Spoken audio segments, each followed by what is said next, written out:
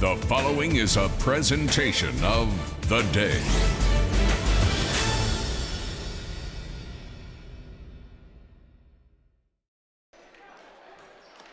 You are looking live at the X here at Waterford High School, and get ready for a fun-filled, action-packed day of semifinal basketball. You can watch it all here on theday.com and Game Day. Game Day is brought to you by Waterford Dental Health. All that is good begins with a smile. At Waterford Dental Health, your smile is our top priority. Our entire team is dedicated to providing you with personalized, gentle care that you deserve. Contact us at waterforddentalhealth.com. Well, Game 1 in the ECC Semifinals, Division 2, matches up the Griswold Wolverines against the Wheeler Lions. Keith O'Brien and Mike DeMauro bringing you all the action. Mike, got a cup of coffee in hand. You're ready to roll this morning. Keith, well, this is, champion of Division 4 in the regular season, champion of Division 3, and two teams that are playing well coming in here. Yeah, and a bit of a building process for Wheeler, Mike. They got a little taste of success last year.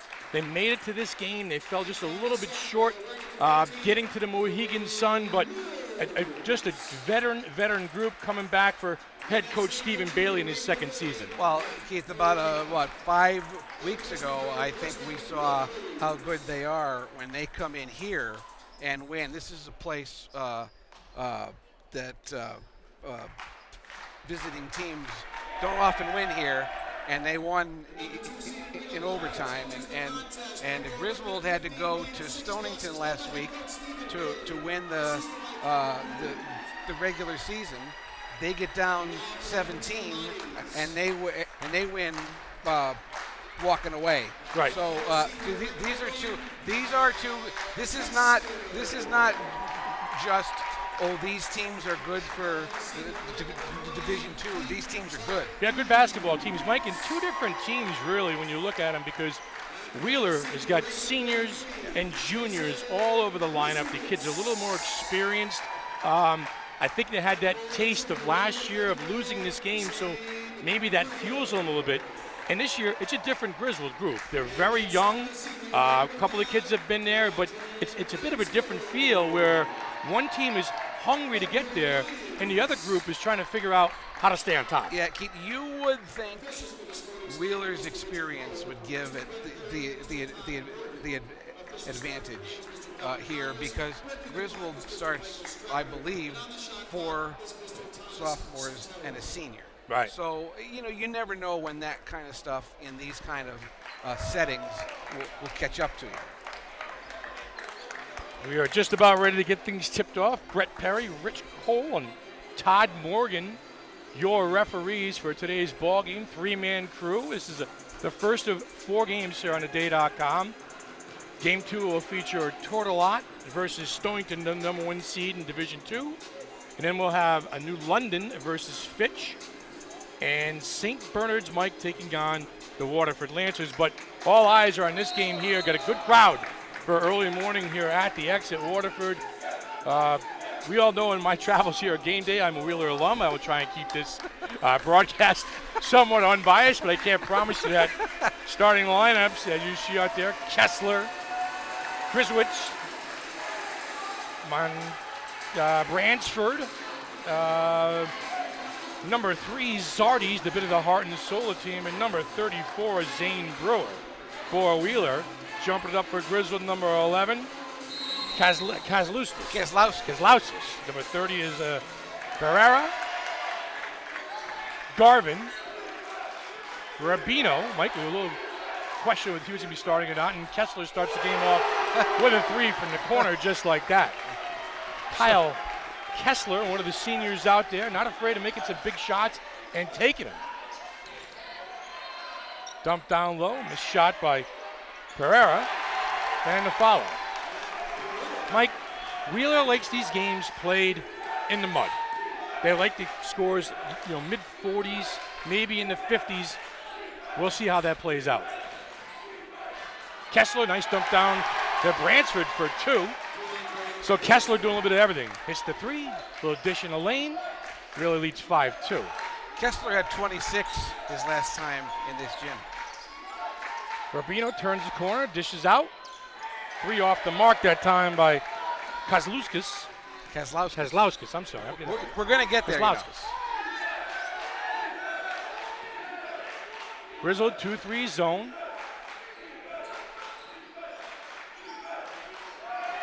Errant pass that time by Kessler. Rubino on the wing. Takes it to the hole. Rubino for 3. Doesn't get the friendly roll, and Brewer comes away with the rebound. Wheeler pushes.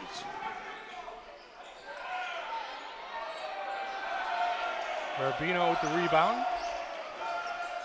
Coach Cannell urging his team to push a little bit.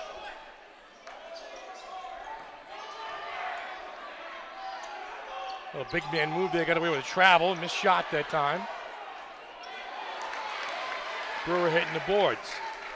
A good early sign for Wheeler, Keith, is that Griswold has missed its first two threes, because when they get it rolling, they are hard to beat. Kessler on the point. Zardes from the corner, deep 3. Off. Bransford hustling for the rebound. That'll be a jump basketball. Listen, second chance rebounds, Mike, 50-50 balls, and you have 2 teams that are evenly matched like this, a big difference. I would say that applies to all 4 that we have here. Kincaid Rubino, he is a senior. He'll bring it up. Dumps it off to Garvin. Wheeler, man-to-man defense. Colby Mills handling the ball. Good defense by Wheeler. Rubino for 3. Back iron. 50-50 ball taken by Griswold. A travel in the lane, getting a foul called.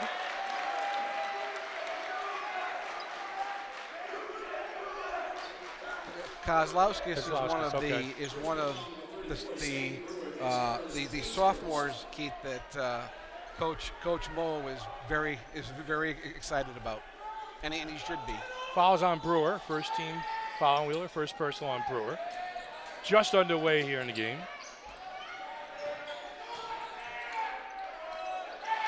Blocked that time by Bransford, and Wheeler setting things up.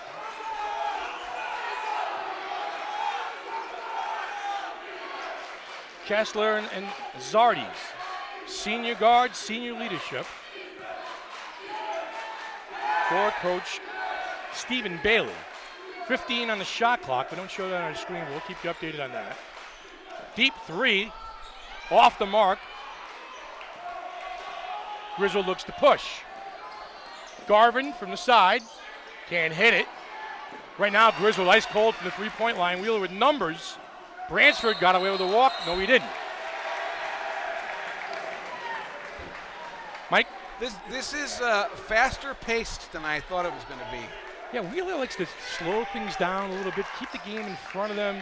But right now, Griswold trouble finding the mark from the 3-point line. Mills to dump down, a little sloppy basketball. So Keith, the 2 times I've seen the Griswold this year, they have been down double digits early. I saw them here against Waterford and at Stonington last week. So slow starts may be a thing for them. Started the season 0-3. So talk about that. You know, I mean, got hot in the middle. Kessler, high ball screen from Zardes. Brewer dumps down off the glass and the kiss for 2. That's my guy right there. 7-2. He can do a little bit of everything. A defense on the corner by Zardes. Montigny.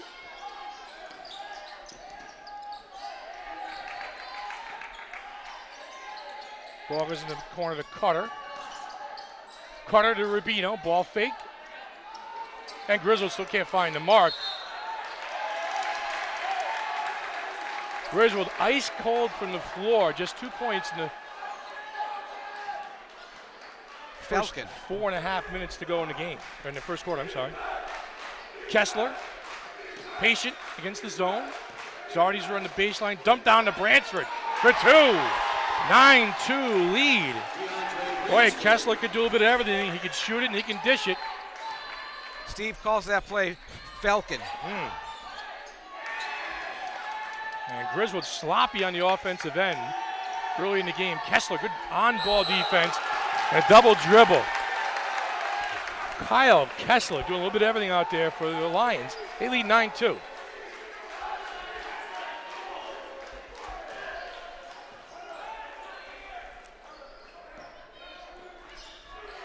Extra pass, run the baseline. Mike try to find the cracks in the zone. And Wheeler very patient. Well, the middle's with wide open. Middle's wide open. Very, very patient with the basketball. High ball screen. Zardes, Bransford on the follow. Second follow, and he's going to go to the line for 2. So right now, Griswold not only ice cold, but getting out-hustled a little bit by the Lions. Second chance scoring opportunities, creating offense off of rebounds. Bransford, one of those seniors we talked about. He's got 5 already. DeAndre Bransford.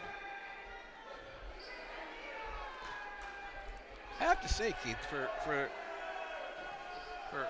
an early start, there's a pretty good crowd here. Good crowd. 11-2, 8-0 run.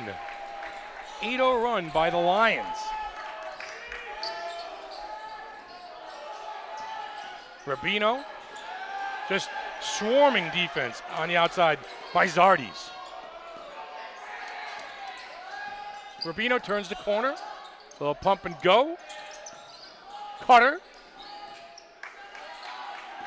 And Wheeler doing a good job of keeping him away from the rim. That time, Brewer. Zardes comes up with the 50-50 ball, and he is fouled that time by Aiden Cutter.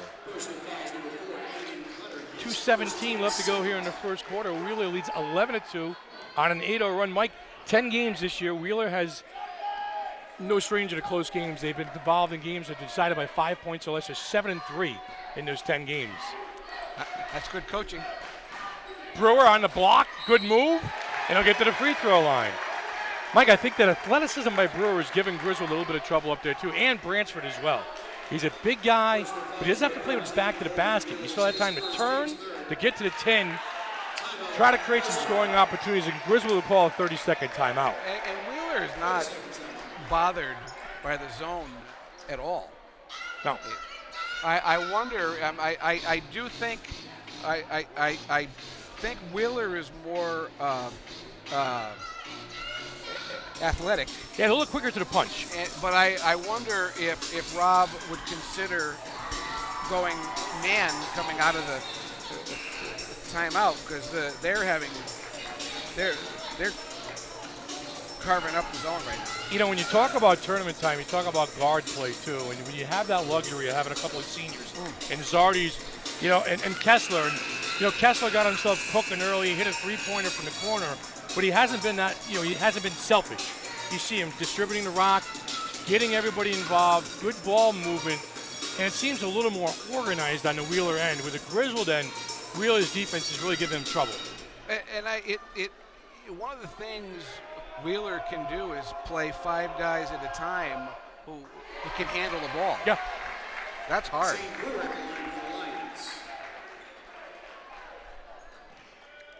Brewer knocks down the first free throw, extends the lead to double digits, 12-2. So we're talking 6 minutes into the ball game, and Griswold is being held to just 2 points. Cutter to Rubino. See what offensive adjustments Coach Molesky's made off the timeout. Wheeler going to stick with the man. Go downstream, good move, good dump and under. And a bucket by Kozlowskis. Kozlowskis. Just think Lau. He's a little louder. Kozlowskis. Charlie Lau. Just think about that.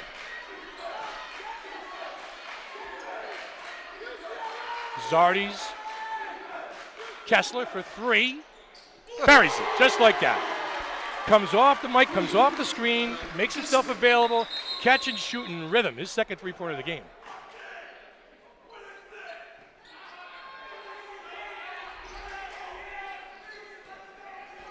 Rubino, the senior, brings the ball up, calls things out.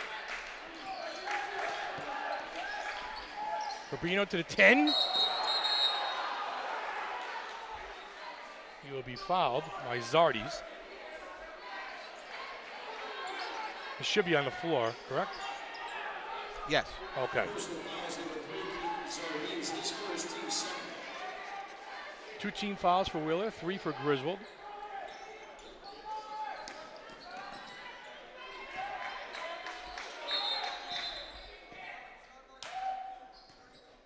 We'll reset the shot clock on the whistle. To 32. Yep. Mills is sophomore. Hutter is sophomore. Young team out there for Coach Molesky. Colby's dad, Jim Mills, was a defensive end on the football team that upset Ansonia in the playoffs many years ago. Right.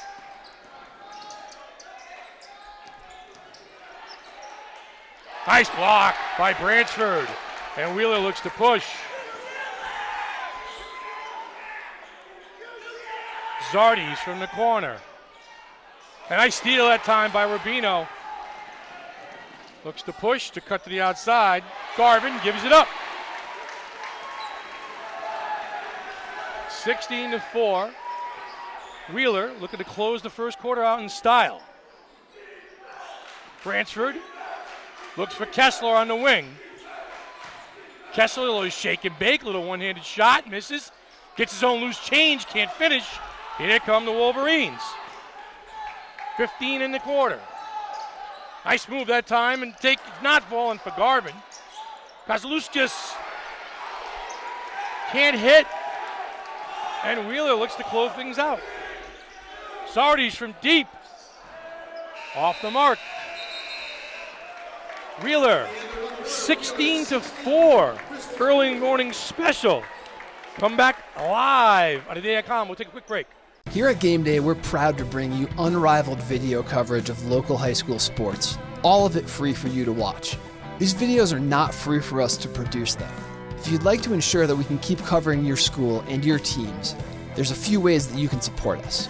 Go over to patreon.com/theday and sign up to make a small recurring contribution. Think of it as a tip to the Game Day crew for what they do. Want to show your support in a more visible way? Hit up our merch store and pick up some Game Day gear in your school colors. Our camera operators are always looking for those shirts and hoodies in the crowd, and you may see yourself on our next live stream. We get a lot of support from businesses in our community, and if you'd like to join them as a sponsor, send us a message and we can connect you with our advertising staff.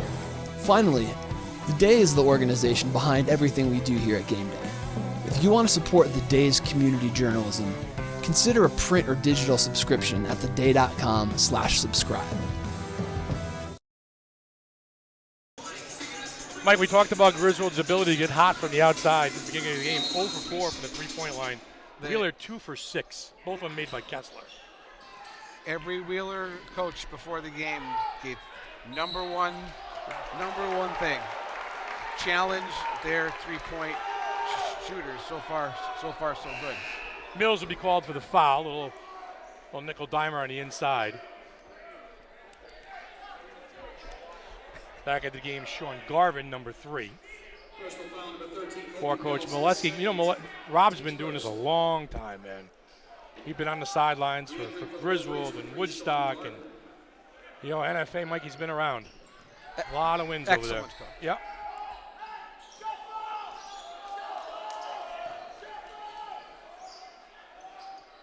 Wheeler patient against the zone. Kessler to Brewer. Dumped down to Bransford. I don't know if it was a dump down or a shot. A leak out that time by Cutter. Can't finish. Brewer comes up with it. Zardes.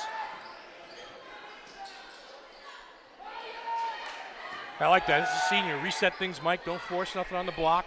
Kick it back out. We got plenty of time here. Patience, well coached. Brewer gonna take it to the rim and score. I like that. That's a good first step by Brewer. Gets himself a little bit of space. Flashes, shows, finishes at the rim. He's athletic for a big man. Well, stripped by Zardes, and Wheeler looks to push. Nothing there. Kick it back out, run the shot clock, run our stuff. Brewer again to the rim, and they can't guard him. No answers right now for Zane Brewer. Timeout Griswold. Mike, the 6'2" junior, is kind of taking this game over on the block, but starting from the wing. It's that quick first step. There's no resistance in the middle. Nobody's coming out with the guard ball. Yeah, in this league, you know, it's you don't always see the 6'2" kid with a handle and a first step like that. And you're right. They can't handle him right now. So Griswold being down 20-4, trying to figure things out. Here we go. Here we see Brewer. The quick first step into the middle and no messing around. 2 steps and at the rim and scores. Got a nice touch for a big man. He does. And you know, it's funny, Keith. You kind of, this was a 58-51 game. Right.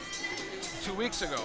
3 weeks ago, you kind of wonder how it was that close now. Well, I mean, Coach, you know what Coach Bailey's talking about. Let's keep the foot on the gas pedal. Yes. Let's just keep doing what we're doing. We're playing patient on offense. We're getting every strip, every 50-50 ball. They're missing shots. We're killing them on the glass. And for Coach Molesky, where do you start? Do you start on the offensive end or do you start on the defense end? So he's trying to mix things up over there. Well, I would say that I don't think defensively they can handle them. Right. So they're going to have to start making shots to make some now. And if they don't, it's going to be a long day. All right, Rubino. But they can. Yes, they can. They have that ability. High ball screen. Rubino turns the corner, gives it up to Garvin. Look how they extend. Yep. Kozlowskis. First step. Stripped by Zardes. Off to the races. And the bucket. Keith Zardes for 2.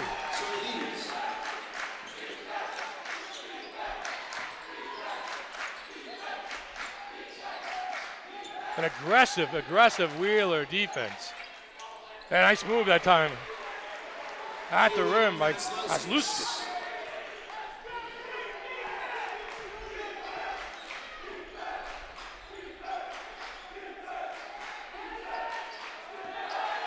Kessler, patient on the offensive end. Brewer from the corner. Misses. Good hustle time by Bransford. Bransford and Brewer with 8 apiece. Rubino, knuckleballer for 2. Any port in a storm, as they say. Griswold extending a little bit on the defense. High ball screen that time. Zardes. A little 2-man basketball. Bransford will reset. Montigny in the lineup for Wheeler. And a little hold on the outside that time by Aiden Cutter. I'm waiting for my first loose change of the It's coming. day. A little dirty laundry out there. Those fouls, they got to drive a coach nuts. 30 feet from the basket. Yeah. Not going to score from there. Not going to score. Guys just making a move, the reach to grab. Zardes from deep, way off the mark.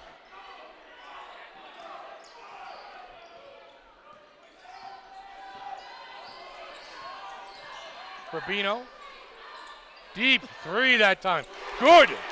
Colby Mills from downtown. Let's see if that sparks the Griswold. Their first 3-pointer of the game.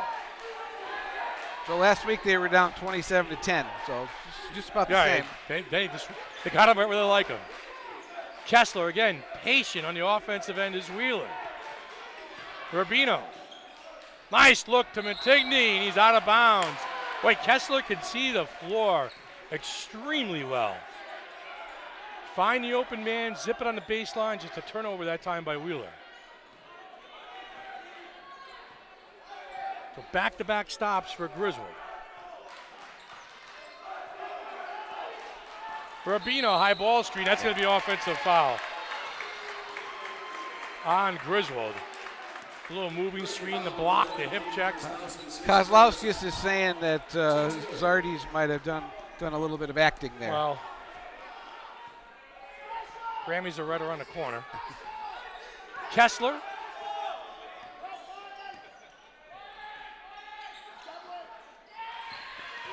Steal by Rubino. To the hoop. And the harm. No basket.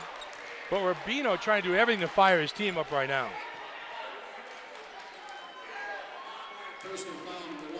So there's a Kessler gets his first personal. There's a shot for you, Keith. Number 1 and 4.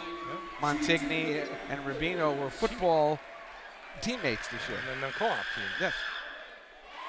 Yeah, we talked about that. The kids from Voluntown have that choice of either going to Griswold and or Wheeler. That Griswold co-op team was very good this year. They were. Yeah. Beat Stonington in a thriller. Free throws off the mark. Rubino from deep misses. And Montigny gathers the rebound. 24-12. Kessler walks. Looking at offensive foul. Wow. Offensive foul that time on Kessler. I didn't. That's his second foul, by the way. I didn't see that, Keith. I saw travel. I saw maybe pick Yeah. up his foot, drag the foot or something like that. Yeah, I didn't Called see a the hook. foul. So Griswold down 12. Rubino trying to force the issue. Drive and kick in the corner. Off the mark that time is Mills. Great job by Griswold fighting Pereira.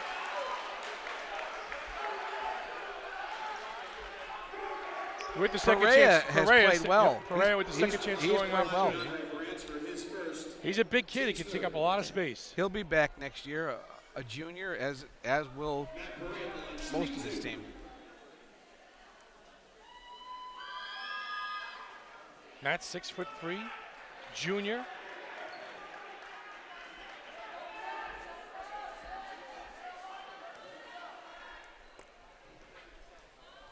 Two free throws coming. 1 out of 2, 24-12. A bit of a second quarter here for Griswold, trying to find him rhythm offensively. Kessler from deep, off the mark. Montigny with the rebound, stolen by Rubino. You know, quietly, here come the Wolverines. This Well, was a 24-8. Yeah, I think that first three-pointer kind of sparked them a little bit, and they seem to be a little more aggressive on the defensive end. Kincaid, Rubino, high ball screen, turns the corner. Gives it up. Off the mark that time is Garvin. Brewer with the rebound. Kessler. Good defense here by Griswold. Micah, Griswold seems to tighten things up a little bit. Wheeler's not getting the looks they got earlier. The lanes are being closed off. Help defense down below. Brewer's not getting to the rim as much, so the easy looks have kind of dried up for the Lions. And they're getting open threes at the other end. Kessler calling things out. Again, Wheeler likes to score in the 50s. Dangerous pass that time. Zardes in the middle. There you go. Zardes for 2. At the 10. Wheeler extends, doubles up, 26-13. High ball screen, Rubino. That's there all day. Just can't knock it down. Kessler with the rebound. Bransford out ahead of the pack. Turnover, Lions. As you were saying, I don't think that Griswold is having trouble getting good looks right now. No. They're getting a lot of good looks. They just got to make some buckets and get some stops on the defensive end. And as you said, a lot of it's coming off the high ball screen. Deep three that time by Mills. Knocks it down. So the Wolverines coming to life. Couple of three-pointers. Leads down to 10.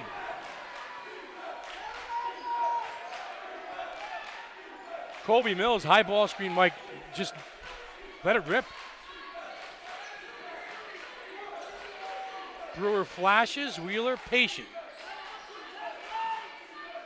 Zardes turns the corner, middle's wide open. Blocked. Foul on Perea. So Zardes forced the issue himself the last 2 times. Take it to the middle. Finds himself at the line to shoot 2. 4th team foul on Griswold. You know, Keith, they're playing a 5-out right now. I'd like to see him attack a little earlier because it's there. Yeah. And to have the players to do it. Brewer showed he could do it. Zardes, Kessler could do it.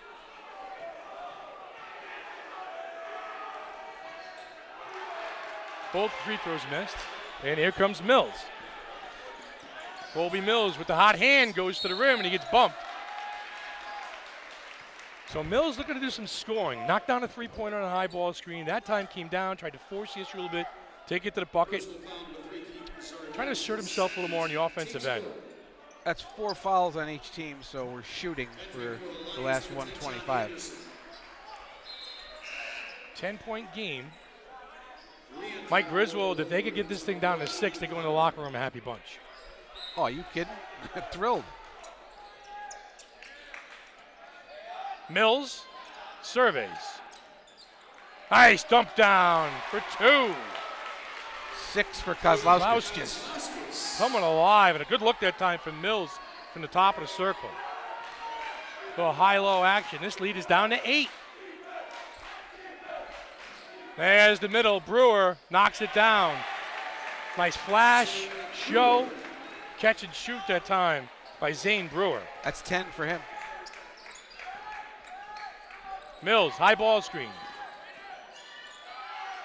Gives it up, looks for it back. Pops it. Off the mark. Nice rebound that time by Cutter. Deep 3 that time by Garvin, off the mark. Second and third chance scoring opportunities for Griswold on this possession. Rubino. Garvin got away with a walk maybe. Mills buries it. From the corner. Lead down to 7. Offensive rebounds leading to different scoring opportunities for Griswold that time. And Colby Mills getting hot. Montetigny is down. Keith, I'd be interested to see if Wheeler makes a high ball screen adjustment in the second half. You still see guys going under, not over, right? And with all the shooters, you've got to attack that. Yeah, they're running 2-man basketball with Mills, and Mills is showing you that he has got that touch from the outside. So again, he gets the high ball screen.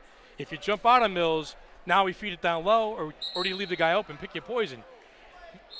Coach was concerned at the beginning of the game. Coach Bailey was concerned that Griswold could get hot from the outside. See how he went under right there? You can't do that. I mean, that's I would say yes, Keith. What you were saying, if you jump it, then somebody may be open underneath. But I'd rather get beat by 2s with this. Right. Team.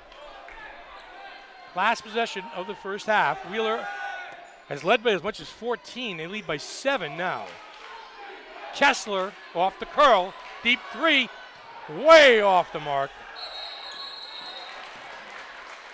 Griswold out of bounds on the rebound, Mike. Wheeler will get one more shot. 2.9 seconds left to go here in the first half.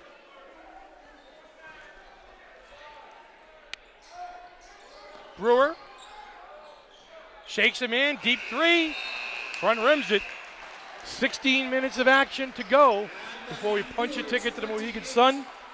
Wheeler leads 28-21. CNS Pawn, they got it. Of the week is brought to you by our good friends over at CNS Pawn. We'll take a quick break here on game day. We'll be back in a few. Oh no, my shoe's untied.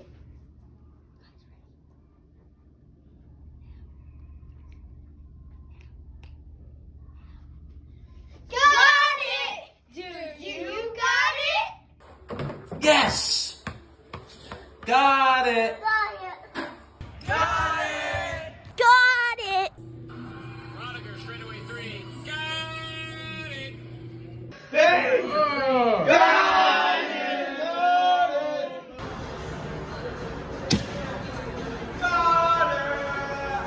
Got It of the Week was brought to you by CNS Pawn. You got it, they want it. Call my guys, 889-PAWN, located in downtown Norwich. Whatever you got, they want. And just like game day, they got it. Before every ECC basketball game, student athletes read a sportsmanship statement, asking fans to, quote, leave disrespect and hateful speech out of our gyms. Those words are especially personal for Wheeler senior DeAndre Bransford, after something he heard on the baseball field as a freshman. He just turned around and said DeAndre is the N-word. And it was with the hard R, which is, to me, very disrespectful. And the whole usage of the N-word is very disrespectful, especially if you're a white student speaking to an African-American student. Bransford and his principal, Kristen St. Germain, started an ECC diversity council. Started something that I believed in personally, and me and my principal were able to come together and start a council around the ECC. And it's about inequality in our schools, and mainly in sports, and how we can fix it. It's been very successful with our messages before the games, and I feel like fans might have settled down a little listening to the athletes who are talking. That Bransford would step up to make his voice heard was no surprise to his basketball coach, Stephen Bailey. DeAndre, is the heart and soul, right, in our locker room. He's our vocal leader, does a great job in the huddles, in games, being our center, being an undersized center in the league. He gets that rap of always a small guy, but he's got a big heart. He plays hard, he works hard. He's going up against the 6'3s, the 6'5s, all these guys, taller than him, but it never deters him. He plays hard. He's boxing every time. He's rebounding every time. He's jumping on loose balls. In a way, the undersized Bransford is an apt representative for Wheeler, the smallest school in the conference. I believe that if you come from something small, you can build it up, especially being at one of the least diverse schools in the ECC. And being able to start that, I think it proves that any kid that anything is possible. You can start anything if you really believe in it. If I can do it, you can do it. And that's what I really stand on. Though Bransford is in his last year of high school, he hopes the work he has started with the Diversity Council will continue. My goal is for the people who come up after me to not have the same experiences I've had in high school. And if this leadership conference can hold a little bit, a little at a time, and if we get more kids, then I feel like my goal is being completed. Transitioning.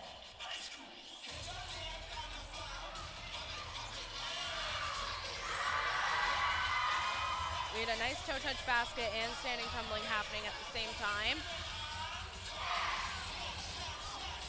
I like how they had the full team do that toe touch, and it was beautiful and the timing was great.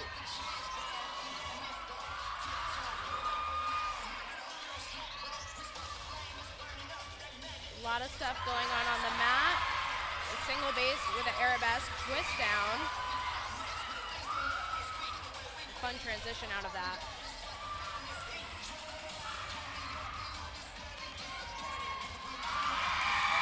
Great switch up to heel stretch. And they're keeping it fun. Crowd likes it. Coaches like it.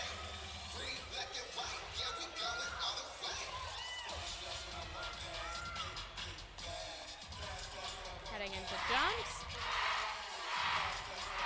Full team participation in that quad jump.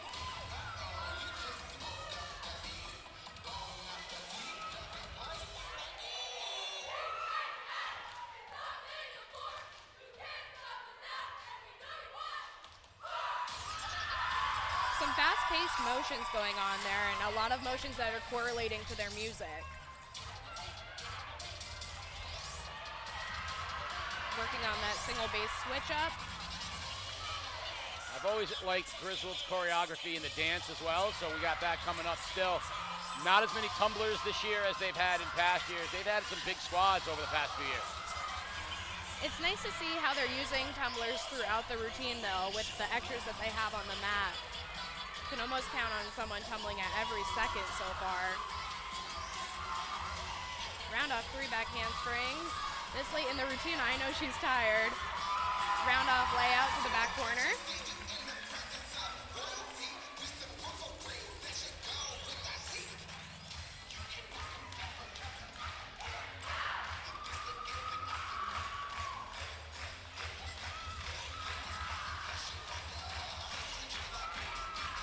they're utilizing the mat in a really fun way.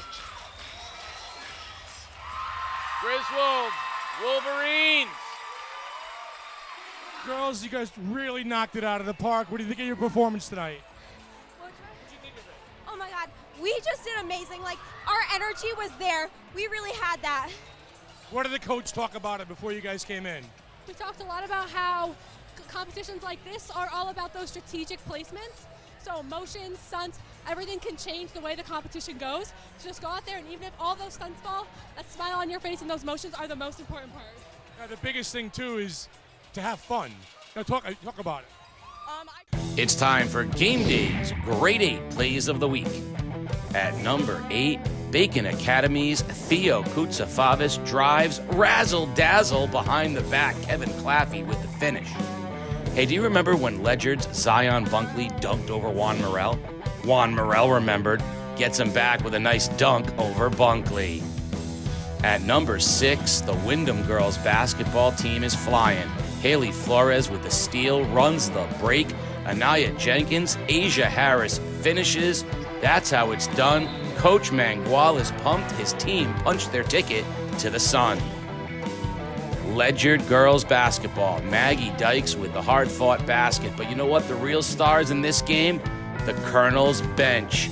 Dancing, showing the moves. I think I saw the sprinkler. Hey, Coach Mike Morgan. Bow and arrow. At number 4, you know who else can dance? The entire ECC with the Waterford Unified cheerling and AD Chris Landry. Cotton Eye Joe, a high point at the ECC championships. But the championships belonged to East Lyme. The Division I champions, the overall champions. You see the coach cam, they love it. They said they were full throttle, and the whole pyramid packed with elite skills. Everything for the crowd, ending in an incredible full twisting flip. It was all Vikings. The inspiration and motivation came the second he lost the ECC final to Malachi Fowler. In the Class S state championship, Soren Reef got it done. Beats Fowler 4-3, wins the state championship for Class S, and pretty soon there was a hug for Mom. But at number 1, sometimes Montville basketball is just a treat. 4 seconds left, Mom can't watch. Inbound pass, Jack Treat, down 2, floating 3, got it. Wolves win. Let's take another look. Let's give you 3 looks at what can only be described as the high point for the Wolves season. Jack Treat, you're number 1 on the grade 8. Send us your plays, and maybe you can make next week's grade 8. And we are back at the X for Griswold versus Wheeler. Second half ready to begin. Second half adjustments. The second half adjustment is brought to you by Casey Chiropractic. And the only man Casey is at Casey Chiropractic, I would believe, on a daily basis now that he's retired, for 3 times a week. Adjustments for the second half. Well, the sports doctor gives us adjustments. For Wheeler, Mike, figure out a way how to defend the high ball screen. Griswold's cooking a little bit from the outside. Find a way to guard that. Either jump it or don't fall underneath it. Find a way how to take the three-point shooter out of it. I'd rather lose at the rim than let Griswold get hot. And for Wheeler, too, I'd find a way to get Kessler more involved on the offensive end. Let him eat a little bit. He's shown you the ability to knock down shots. For Griswold, tighten things up defensively in the paint. Keep Wheeler and Brewer out of the painted area. And plain and simple, make some shots. Make shots.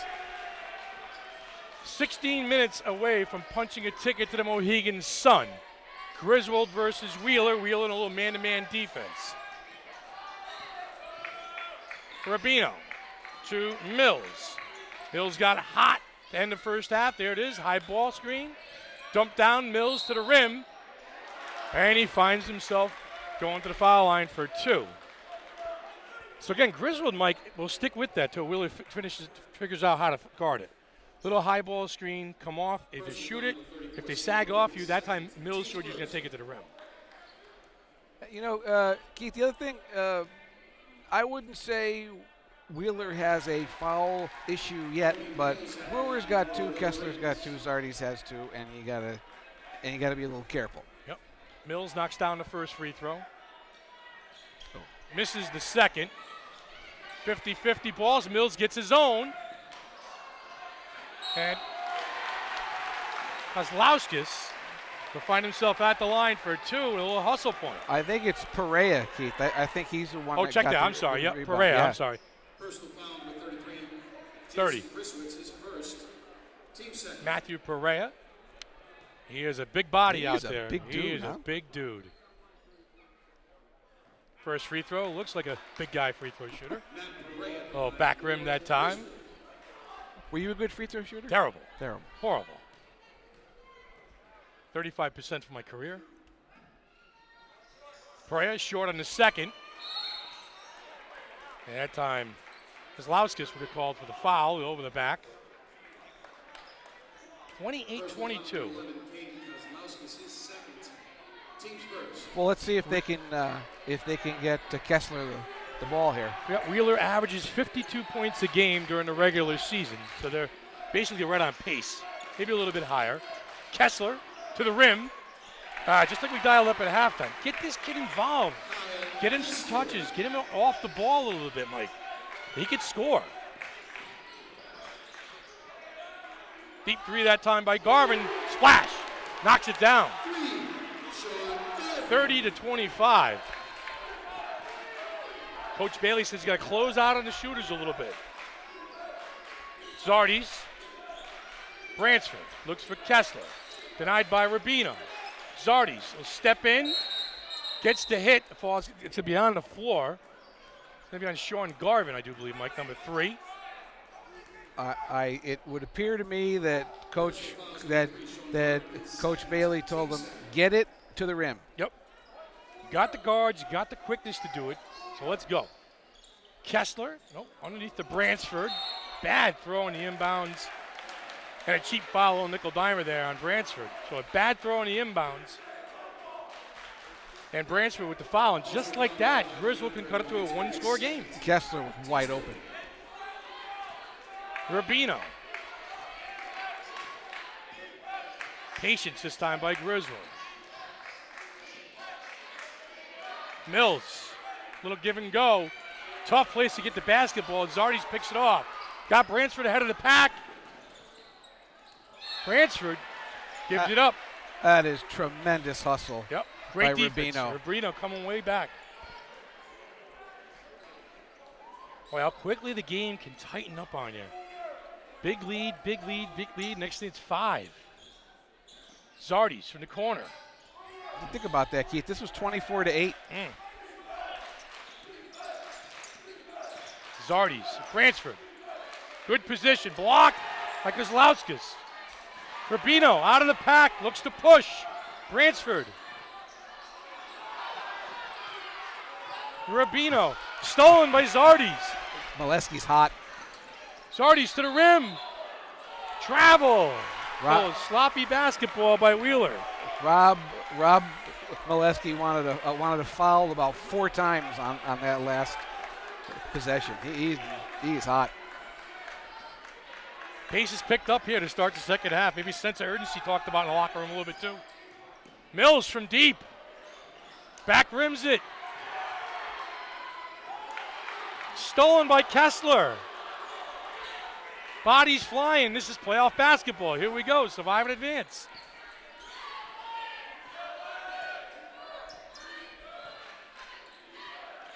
Wheeler trying to slow things down here a little bit. Kessler off the wing. The dump down. Foul's going to be on the floor.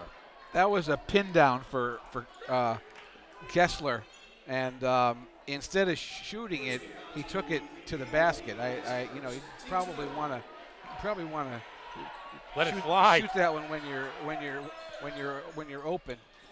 Fouls on Rubino and a turnover by Wheeler. So we've seen sloppy basketball to come out of the locker room by Wheeler. Couple of turnovers, couple of missed shots. Garvin, high ball screen. And they're looking to shoot the basketball right there. Rubino, high ball screen. Buries it. And Griswold cooking from the three-point line, 2-point game. This is what they do. Brewer.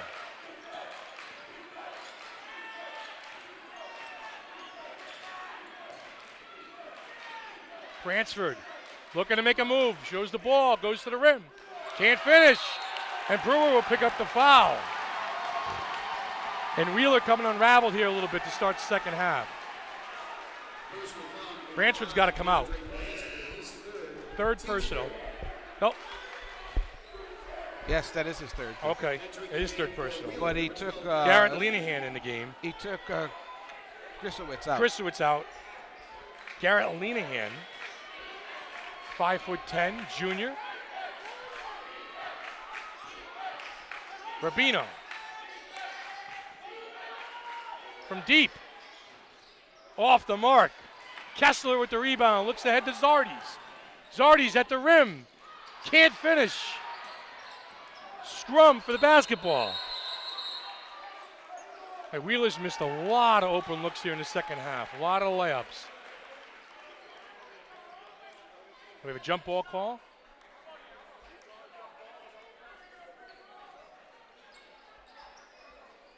We're going to have discussion. Yes. What's there to discuss? There was a scrum, a tie-up. Did they call about a foul? Nobody called anything, Keith. There was a whistle, and everyone stopped. I didn't see a call for a foul or a jump. But two things. It could be a foul, a jump, or travel. I don't know. And the body on the floor. And if they don't know, I think they go to the arrow. Well, they said they're going to go to the monitor. Well, that's a level jump above. Ball. Who a jump ball? So teams on the side talking things over. Wouldn't it be cool if they could come to the monitor? Yeah, right. You'd have a lot of. Over the last 10 years, the last 7 or 8 years. Yeah. Little 7-2 run coming out of the locker room for Griswold. They've knocked down 2 3-pointers here in the second half as well. And outstanding with the Jeopardy theme being played here at the X. That's why we love coming here. I'd like to give you some insight into what's going on over there, but I don't have any. Tactical foul against Wheeler. Number 3 for going to the face. I believe he called it on Zardes. No, he's on. Yeah, I believe I saw that. He said he hit him in the face when he was on the ground. For going to the face, yes. Wow. So Sean Garvin will shoot 2 free throws, and Griswold will get the ball. And that is Zardes' third foul. person. Yeah. Free throw is good. Wow, what a turn of events. Technical foul on Keith Zardes. Yeah. Well, let's see what we can see on the replay, Mike, on the scrum. Zardes down. Oh, maybe a little bit of shove there. I got to be honest with you, I think it's a good call. You know what, Keith? I don't.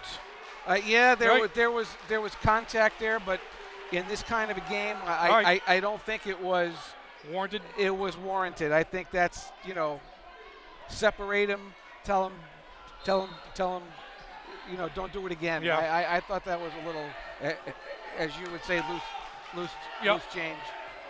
All right, so Griswold has tied this game up.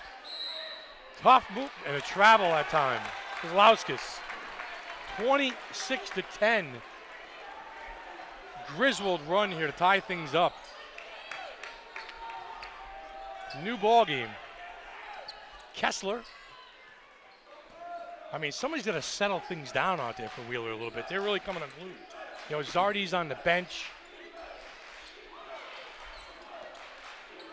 Anderson in the game for Wheeler. To Bransford. And a cheap one on Kozlowskis there. So that's Griswold's 4th foul. Yep. So both teams will be shooting for the last 3.5, and that is 3 on Kozlowskis, who has not come out of the game yet. Bransford. Dangerous pass, gets it over to Brewer. Kessler's gonna have to step things up a little bit here, Mike. The middle is open. Yep. Anderson, Brewer to the middle, the floater, and a charge on Brewer. So Wheeler flowing very well offensively in the first half. Has got 2 points coming out of the locker room. Third foul on Brewer as well. So again, a team that's not very deep. You got Zardes and Brewer both with 3 fouls. Rubino. Mills from the corner. For 2. And the lead. That's first 12. lead of the ball game for Griswold. 32-30. Sorry, that's 12 for Mills. Tough defense on the outside by Cutter. Brewer. Griswold dialing up some pressure here. And Wheeler out of sorts with Zardes on the bench too. Brewer. Steal by Rubino. 11 on the shot clock, Mike. And Zardes has got to come back in. Griswold is extending Yep. the defense and really bothering Wheeler. Wheeler's back to their original starting 5. They're extending everything. They're pushing Wheeler's. You talk about the middle being wide open, but Wheeler's their offense is forced so far out right now. Brewer, the dump down, the turn, the catch, the shoot. Off the mark, Ransford. No good. Here come the Griswold. Oh! And that's going to be a foul on Carter. He ran over Zardes. And it is.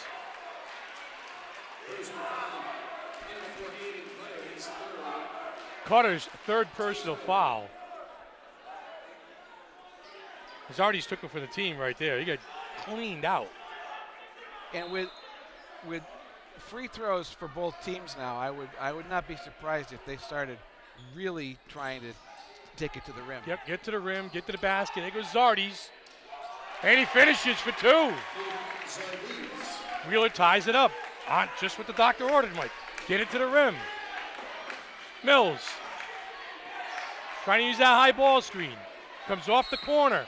Oh, the kiss off the glass from Mills. The hoop, the harm. We had said before, playing big in big games runs in the family. Griswold picks up the personal foul.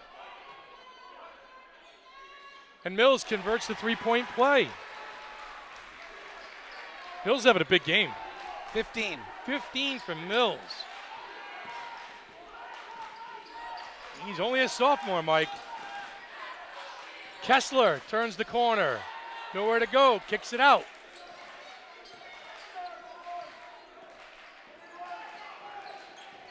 Like Griswold jumping everything, overplaying everything. Bransford, kick basketball. You know, that first half, Wheeler had so much room to operate their offense. They set it up, they ran their stuff, they ran their sets. Griswold just closing everything out. Wheeler looks rushed right now, which I didn't think I would see. Zardes in the corner. Turns the corner, gets to the rim. They'll get to the free throw line. So Zardes will get to the line to shoot 2. They're down 3, 35-32. There's a 7-point lead going into the locker room. They've scored 4 points here in the second half. Yeah, you know, sometimes when you blow a lead that big, you forget there's still 9:44 left in this game. You're only down 3, and your opponent has had to expend a lot of energy to get back into this game. Braden Widener into the game, number 23 for Coach Cannell.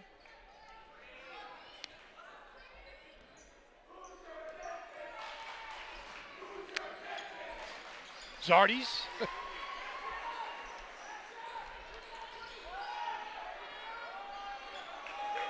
Makes 1 out of 2.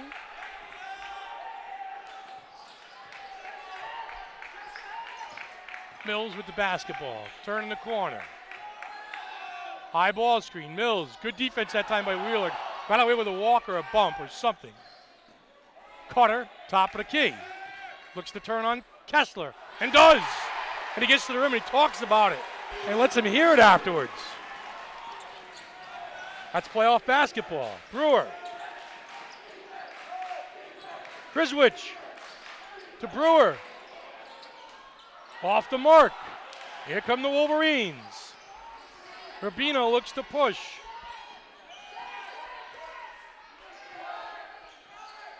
Mills from downtown. Splash! Holy smokes, Kobe Mills. 19. 18. 18, check that. Taking things over. 7-point lead at halftime. Is deficit's now a 7-point lead. Zardes to the rim. Can't finish.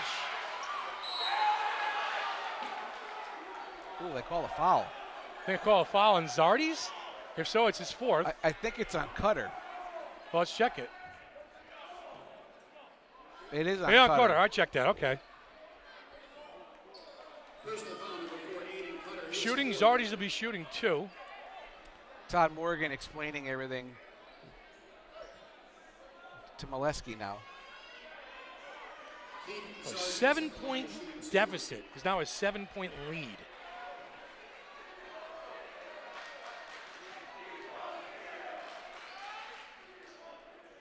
Zardes knocks down the first one. Garvin comes back in for Cutter. That's Cutter's, what, 4th personal foul. So Keith, when it's 24-8, who had I see a 32-9 run come. Unbelievable. Come here, 10. Yeah. Just the difference of how this Wheeler offense has run since that point is, it's like 2 different teams out there. Zardes, and the ball will stay here as Rubino knocks it out. See if they hold for 1. They could.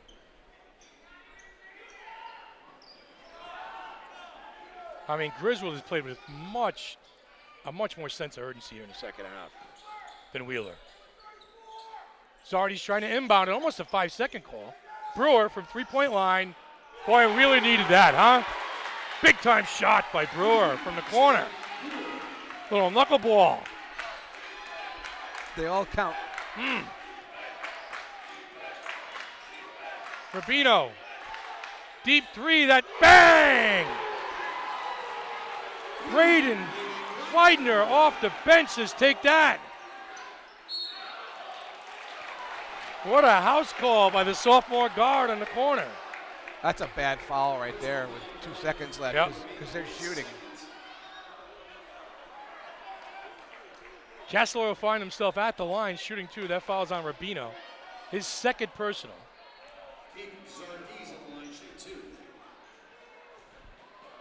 Kyle Kessler at the line. Senior. Knocks the first one down. Kessler with 9. Got off to a hot start, Mike, and has slowed down a tad since.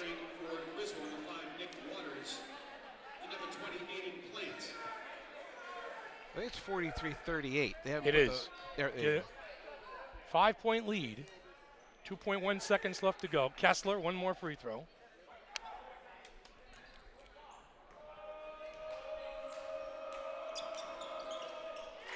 Kessler knocks it down.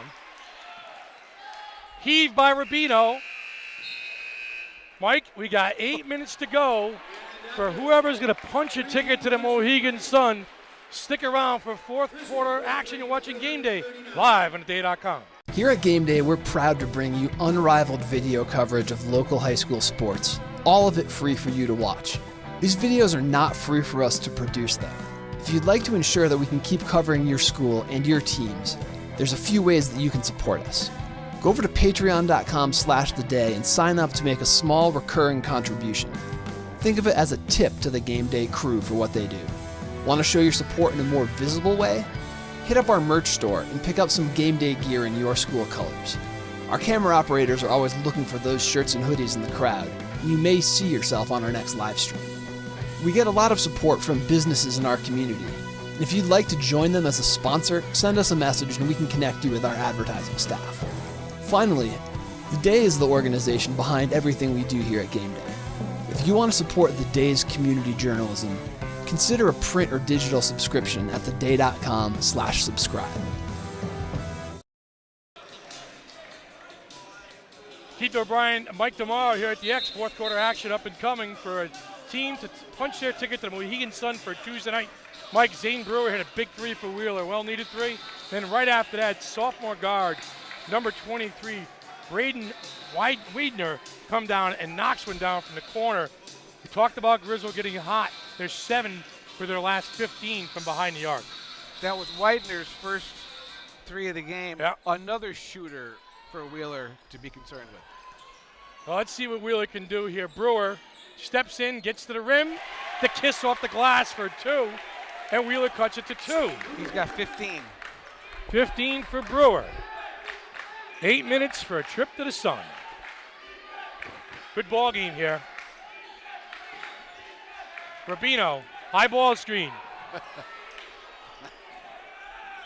Kozlowskis to the 10. Can't finish. Bransford with the rebound. Wheeler, chance to tie. Zardes with a flop there, I think, on the screen. Zardes. Brewer on the block, turns. And travel that time. Kriswich. Mike, he's a lunch pail guy. He's not one of the guys you want to handle the basketball on the perimeter. Quick, happy feet that time. And with as efficient as Griswold has become offensively, those are just the kind of plays you can't make.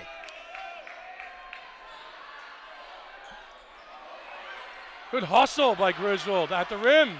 Stolen by Kessler.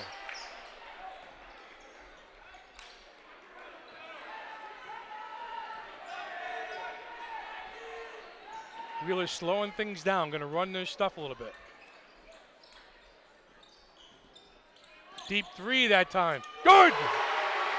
Keith Zardes, number 3 for 3. Wheeler back on top.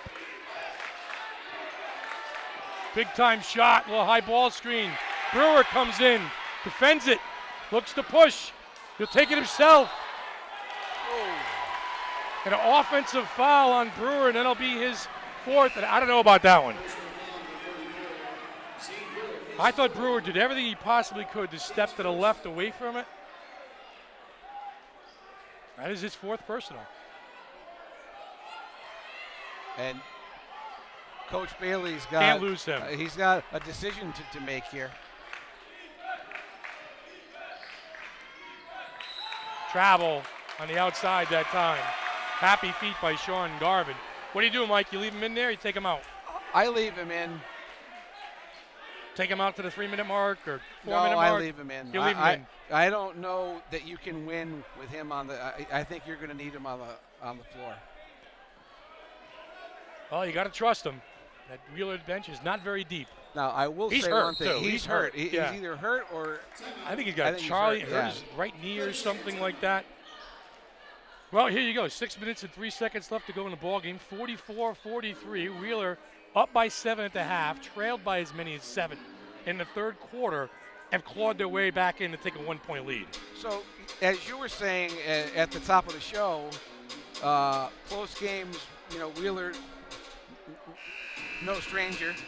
10 games this year. Wheeler has been involved in games that are decided by 5 points or less. Mike, they're 7-3 in those 10 games. That's a pretty good number. The same. That's a pretty good number. That shows you. I mean, we saw them here beat Waterford. Yes. Game got tight, pushed the game in overtime. They won. So I mean, am I shocked that they kind of gave up a big lead? Am I shocked that they came back? No. Kessler is fine. I think he. Brewer. I'm sorry. Brewer took one to a specific part of the male anatomy. Took one to the knee, did he? Zardes to the rim. Well, go to the line to shoot 2. And it looks like Garvin would be the guilty party. So 3-on-3 that time. Nope, check that. Fouls on 23. Braden Widener with the call. Zardes back to the free throw line. The Achilles heel for Wheeler could be the free throw line down the stretch of this game. Zardes is, from what I've seen, no better than 50 or 60% from the line. If he's got the ball in his hands a lot, that could be trouble. 1 out of 2. Mike, when you talk about close games, 3 points, 4 points, 5 points, free throw line is everything. Zardes has 12. High ball screen Mills, and Mills is going to call out the offensive foul. That's a good call. Mills was leaning, moving, trying to free up Rubino. But it was one of those Mikes where he's trying to slide to hang on. Yeah, stay still. You just got to kind of let him go at that point. Third foul on Mills. Kobe Mills played a great game so far. Zardes to Brewer. That's wide open. Take the shot. He's wide open in the middle. Kessler says, take that shot for 3. I'm looking at Brewer. He's wide open. Turn around, take the tough 2. He kicks it out. He says, take that one. That's an 11-0 run. Rubino. Wheeler picking things up. They got life.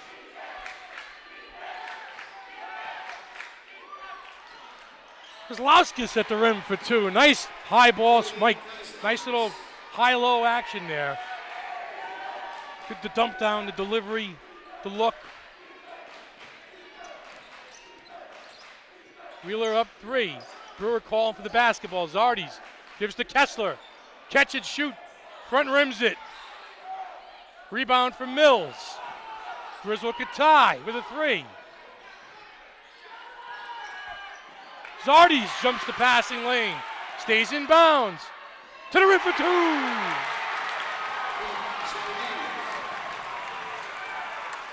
Wheeler leads by 5.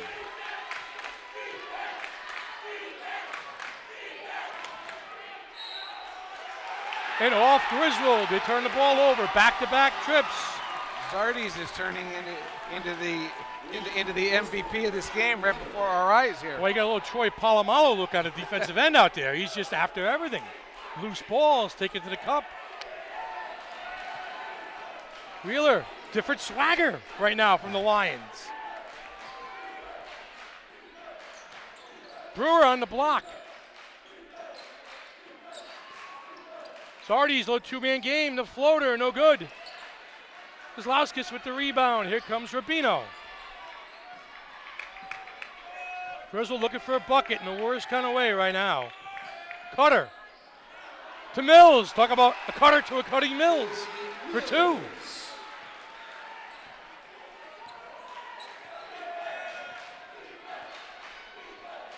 Three-point ball game. Zardes to the rim. Hoop. The harm for number 3. And he's taking this game over a little bit. Wheeler, I'm sorry, Mike, Wheeler not settling right now. Attacking, getting the ball to the rim, easy buckets, and the free throw line for me, this is where the game is going to be determined from. Krisowitz was there to give Zardes the screen, and instead he went the other way. 5 fouls on Cutter. He is fouled out. Another one of those sophomore players, Zardes, calmly knocks that free throw down. A little 17. rainbow look. 17. The lead is 6. Zardes may have got away with a bump right there. The hoop that time by the big fella, Perea. Matthew Perea in a little give and go. Big body like that, Mike, take the hit, the kiss off the glass for 2. He'll go to the line. Now you need him. He's struggled here at the line. No more time for that. Brewer back into the game. Little offensive, defensive substitution that time by Coach Bailey. Try to protect his guy with 4 fouls. I like that. Perea didn't hit at the net. Casey O'Neill will call out a foul shot. By the way, you can hear Casey and Coach. Yes. In the late games, the 4 and 6, yeah.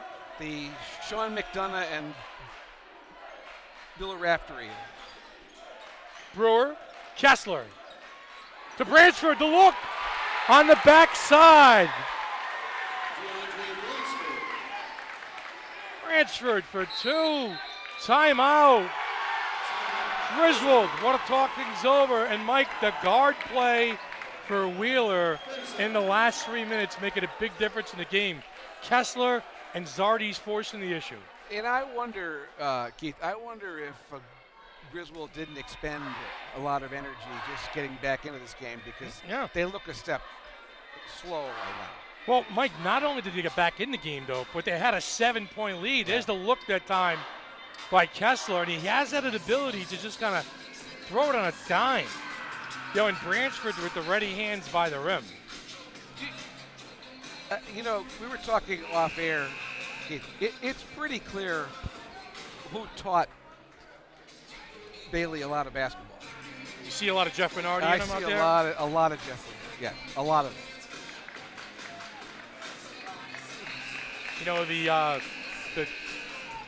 The discipline on the defensive end, the team mentality, and, the hang in there.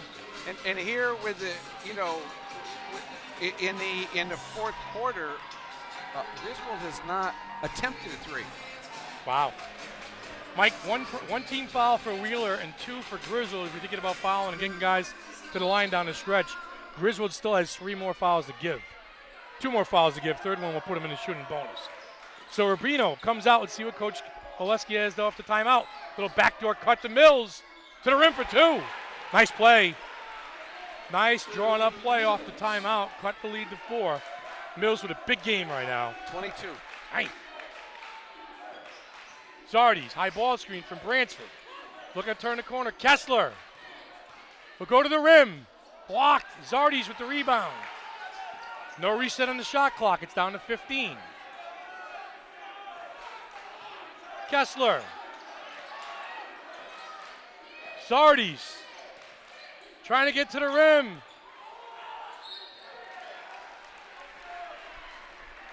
2 seconds on the shot clock, and there's a turnover in the corner. Okay, I did. That's when the sports doctor's got to go to the monitor because Coach Bailey's in front of him and he's spread eagle out there. He's a big guy. Mills, back rim. Ball is off of Zardes, so it'll stay here. Brewer back into the game. I think at this point I don't take him off the floor. 2 minutes left to go. I'd leave him out there. Shooter comes back into the game for Griswold, number 23. Braden Widner. So Widner with the hot hand. 5-second call. Zardes making things difficult for Griswold. That's a bad turnover right there. You got to be able to get the ball. Have something called. Get the ball in bounds. Very, very good defense, though. Brewer will bring it up. Get Kessler off the basketball.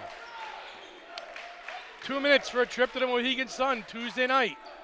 Griswold looking to defend their title. Wheeler looking to climb the ladder. Brewer, Mills on him. Clear out.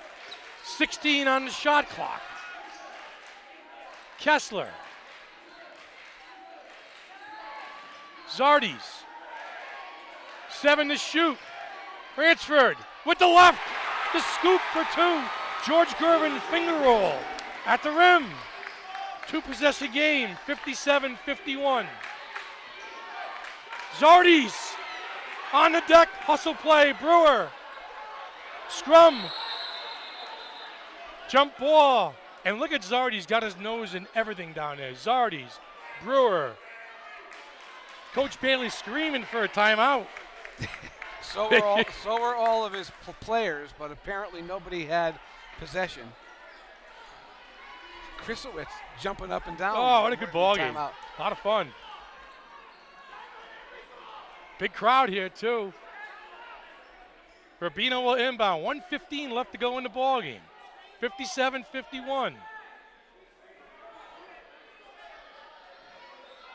Wheeler's trying to claw their way to the Mohegan Sun. Griswold trying to get their way back to defend the title. Kozlowskis, one-on-one with Bransford. Well, that's got to be a walk. I thought it was. Oh! Yeah, I think the walk came before the foul. Foul's on Bransford. I thought that was a walk. I thought he tucked it and walked with it. Team's third personal, Bransford fourth. You got Bransford with 4. You've got Brewer with 4. So the front line in trouble. But the teams only have 2. 2, yep. Mike, talk about that too for Griswold. If they want to foul and get back in this game, he has 2 more fouls to give. Kozlowskis from the corner. Back iron. Rebound, Kessler. Kessler looks to push. And he lost control of the basketball. Mike, why push in that state? Why? Well, slow down, son. Gather yourself. There's a Wheeler fan behind the basket who was asking the exact same thing. He said, why? Rubino, high ball screen. Good defense that time by Zardes. Kozlowskis will go to the rim for 2. Timeout, Griswold. 57-53. Scoreboard's a little off there. Well, you know, Keith, it's the last 39 seconds here are about turnovers and free throws. Don't turn it over, make your free throws, and you're going to... And time, too. Mike, we talked about this. Griswold only has 2 team fouls. They have to foul 2 more times just to put Wheeler at the line. So if Wheeler can find a way to play keep away for, 15, 20 seconds maybe, I don't think it'll take them that long, but if they can find a way to play keep away, they might have a, Well, Keith, I think you're right with there's 38.9, 35 second shot clock, and it's a two possession game. You got to foul now. Right. I'm got to foul now. Yeah, double team. If you don't get a turnover off of a quick double team, you've got to foul. You have to foul. Quickly, because you got to foul 3 more times. And if I'm Wheeler, listen, I want Zardes, Brewer, and Kessler handling the basketball. Yep. And those are the guys I want to see getting fouled, too. Bransford the trigger man on the inbounds. 38 seconds left to go. Kessler gets the basketball. Rubino. So this is playing right into Wheeler's hands. Yeah. Spreading the floor. Zardes, burning clock, foul from Rubino. So you just lost 10 seconds right there. That double team has got to come as soon as the ball gets inbounds. If you don't force it, then foul.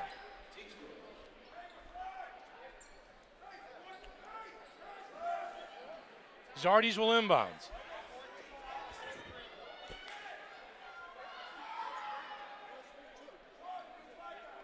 Coach Bailey, right over here. He's in our back pocket. Kessler's flash. Give him the ball. Bransford gets fouled. Fouls on Kozlowskis. So right now, next foul, Wheeler will be in the bonus. Coach calls out special. Kozlowskis has got 4. He's coming out. So now you're going to foul. You're going to foul immediately now, and then it'll be see if they can make their free throws. Number 5 is in for Griswold. He is not on our roster. Brewer. Ball comes inbounds, and Coach Bailey calls a timeout.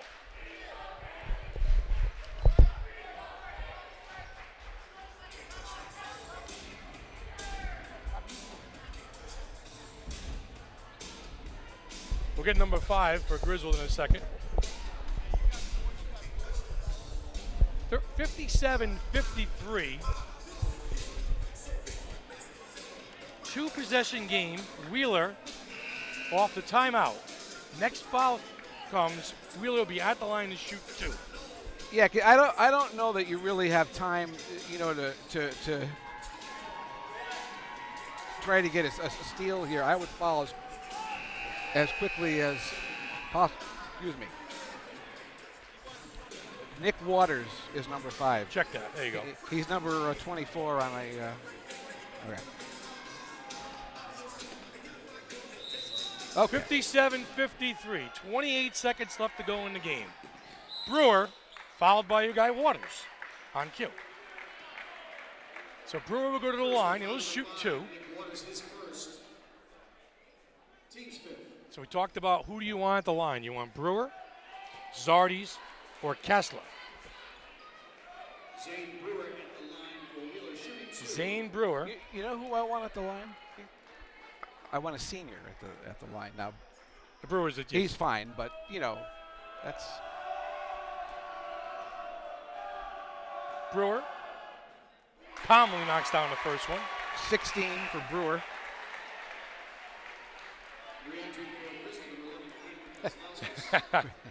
Coach did not want to. Coach Brewer calmly knocks down the first one. 5-point game.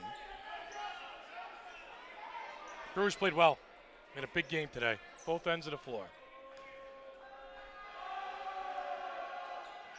Misses the second one.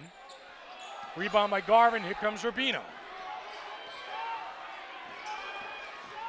Zardes, Rubino. Whedon from deep back irons it. Kozlowskis gets the rebound and he's bumped. That's a good foul right there. Fourth team foul. So next one Griswold will be shooting. Yeah, there's no need, obviously. There's no need to foul here. Timeout. Griswold. 2-possession game, 11 seconds left to go. Mike, time is now the factor. Griswold, they had made 7 out of 15 threes during a part of this game, and they're 0 for 3 this quarter. 0 for 4 in the first quarter, 0 for 3 in the fourth. And Keith, we're a few seconds away here. You don't know what's going to happen in the second game, but the possibility of a Stonington Wheeler game Tuesday, that's really fun. I think it is. I think two schools that just can't stand each other. I love it. Rival schools, Mike. The entire town of North Stonington will be there. Oh, it's going to be great. And we don't know what's going to happen in game 2, but the possibility, that's just fun. Well, you like the bounce back ability from Wheeler. Big lead, trailed by 7, and then have clawed all the way back. Trailed by 7 at the end of the fourth quarter, end of the third quarter. Crazy. Crazy game of swings. So Griswold will inbound. Next foul for Wheeler, Griswold will be shooting. So both teams in the bonus. With the way they're going to guard the line, do you go for a quick 2 here?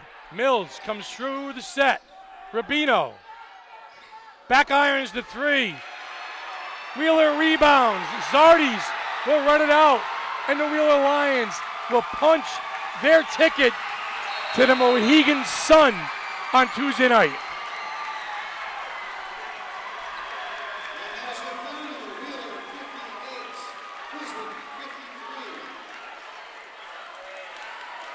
Coach Stephen Bailey was knocking on the door last year to get the Mohegan, and this year they kicked it in.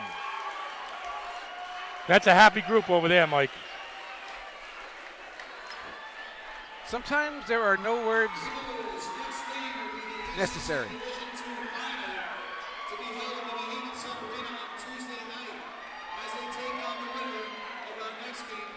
Well, we'll get a chance to go down and talk to Coach Bailey in a second. I'll head down there.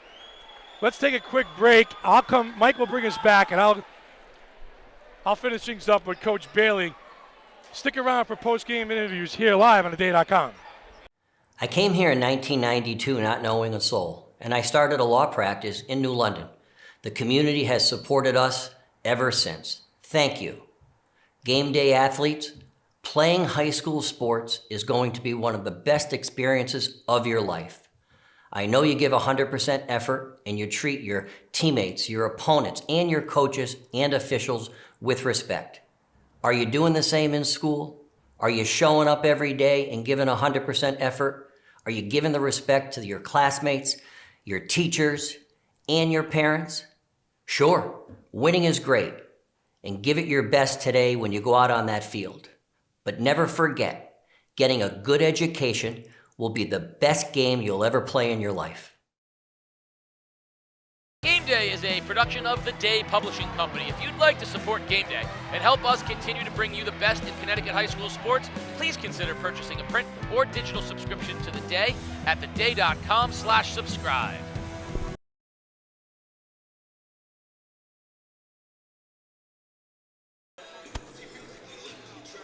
Well, head coach Stephen Bailey with a happy group of Wheeler Lions in a game of swings. You guys found a way to close this game out today. Yes, sir. Again, like we talked about, right, we're not going to have any 10-point play, 11-point play. Stop, score, stop, be able to face that adversity. They had a 22-4 run to close out the second half. We understood what we needed to do coming in, right, chose what we wanted to chose, right, how were we going to defend, make adjustments, and these guys thrived, you know, and we have an experienced group that can thrive in understanding how we make those adjustments and how we can make comebacks, and we are fine with that. Did you guys get a little complacent when you were up 24-6, 24-8? And that happens in games, you know, all across the world, you know, professional things like that. You know, we just need to understand that we're a very good team. We need to be able to close out games, but you're not going to be able to close out a Griswold team with Coach Molesky. I mean, those guys can get hot at any point in time. You know, they average 10 makes a game, so we had to be able to understand that they were going to make a run whenever, wherever, but we got to be able to withstand that. Now, it's a long season. It starts back in November and December, and you had a year to think about this one. You've got seniors, you've got juniors. Was there a sense of urgency to win this game and get the Mohegan Sun? Definitely. I mean, last year we talked about that killingly loss here at the X. We took it upon ourselves to make a difficult schedule. We took it upon ourselves to play Waterford here because we wanted to get that experience on this floor. It's a different type of atmosphere. It's a different type of gym. And we knew coming in, 11 a.m., that we were going to get this slot, and we got to be able to finish. But job ain't done yet. Job's not done. Senior leadership, senior guard play. Our player of the game, Keith Zardes, 17 points out there. Was there any kind of concern down by 7 going into the fourth quarter? No, I knew that we were going to get back. We just had to guard the threes, work on defense, and we're fine. What makes this team so good? Like, what makes you guys so special? We work as a team. We've been playing since, like, rec leagues, since we're little, like, third graders. If we didn't have, like, communication and work playing together, we wouldn't have been as good. How good does it feel going to the Mohegan Sun? Yeah, we worked all year for this, all 4 years since we were freshmen. It's good. All right. Hey, the Wheeler Lions have punched their ticket to the Mohegan Sun. Stick around for Game 2, Tourtellotte and Stonington, 1 o'clock here on theday.com.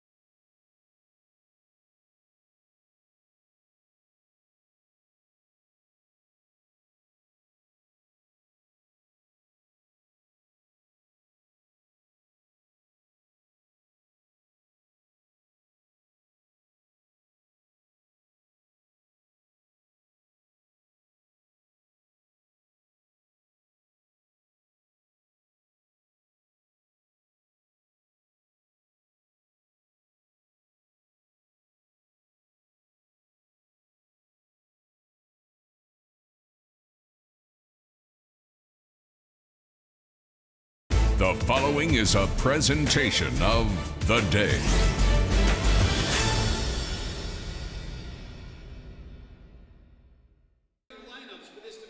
You are looking live at the X here at Waterford High School, hosting today's ECC Division 2 and 1 semifinals.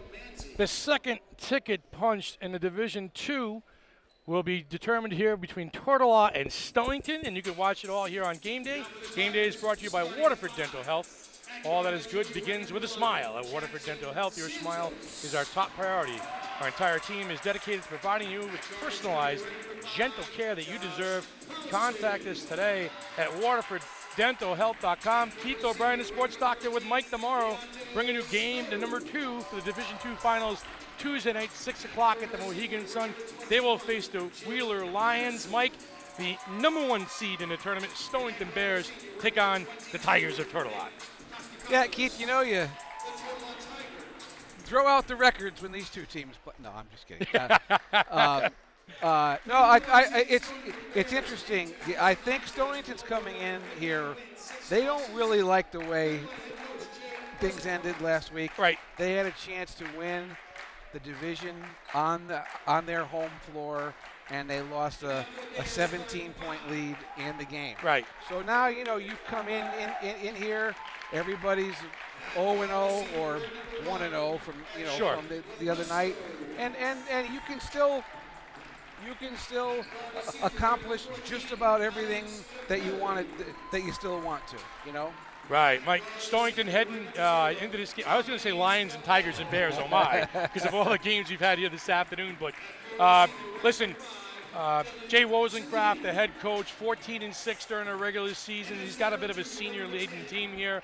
Stonington has had some tough games, Mike. They've beaten Waterford during the regular season. They lost by only 6 to Fitch. So this is a team that's pretty battle-tested. Yes, and I think that's what made last week all the more disappointing.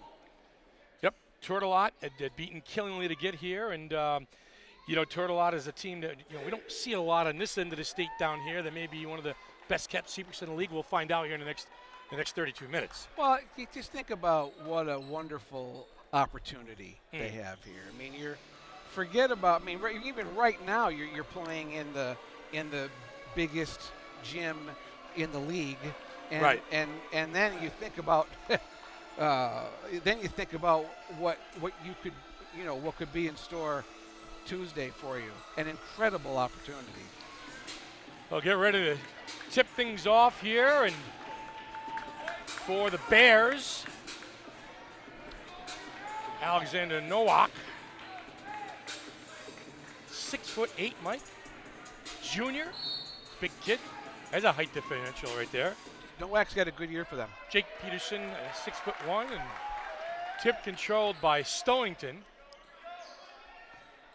Lepresto will handle the basketball to Nowak. Give it go at the rim, can't convert. And Tourtellotte comes up with the rebound. Carlson brings it up. Joshua Carlson, junior, 5'8". Patterson looks, goes to the rim. The kiss, the miss, one and done for Tourtellotte. A little stuff job at the rim that time, Lepresto. Both teams just feeling themselves out here in the early going. Little 5 out here. Yeah. For the Tigers. Out they Snow. Sticks his head down, goes to the rim, challenges the big man. The tip and the follow, no good. Rebound that time by Carlson. Out to Patterson. Patterson turns, spins, misses, and here come the Bears. And a nice little finish that time by Robbie Scavello. At the rim, Stonington leads 2-0. They show a little bit of pressure here. Little full court. 1-2-2 maybe. Look the trap. And a 10-second violation, so the little 1-2-2 look gave Tourtellotte some fits there. Yeah, Keith, with the shot clock now, the refs don't count. They just look up at the clock, and if it gets to 25, 24, that's it. I know I've been off the play-by-play for a while, but I'm going on record, and Casey's to my right here watching. I love the shot clock. And thank God it's in play. Absolutely. Here we go. A little give and go to the big fella, and he's going to get to the line for 2. But LaPresto and Nowak, a little two-man game. And what a luxury it is to have a 6'8" junior center on the floor. Fouls on Carlson, his first personal, team's first. And it's pretty clear that's the strategy coming in. Get it to the big fella. A little short rim, the free throw. But Mike, like we said, Stonington, no stranger to playing against bigger teams. You know, a 6-point loss early this season, the Fitch, a win against Waterford. And right back into that pressure comes Stonington. A bit of a 1-2-2 look. Look, the trap in the corner. Patterson breaks it. Gives it up to Snow, and a jump shot there in the corner by Carlson comes up a little bit short. And the foul on the floor. Kostakopoulos. Nicholas Kostakopoulos, number 22. He will inbound for Tourtellotte. Fouls on Alex DePerry. Little backdoor slashing to the rim for 2 is Jake Patterson. Tourtellotte on the board. Nice little set piece off the inbounds. Scavello. LaPresto to the rim. The scoop. One and done that time. Nice job on the boards by Carlson. And Tourtellotte in no hurry. Snow. Kostakopoulos. To Patterson. Snow. Back to Patterson on the give and go. Mike, a nice move without the basketball that time by Jake Patterson on the backdoor cut. Deep 3 that time.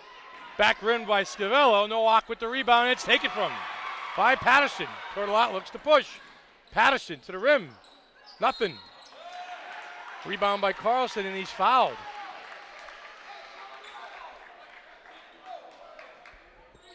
Call that foul on number 10, Nowak. One thing about Stonington this year, I'm sorry. Check that, number 14, DePerry. Yes, second. 2. Yes. Offense has not been the issue for the Bears this year. They can score. This end of the floor has been something different. Right. O'Neal checks into the game, and Cole Phelan checks into the game.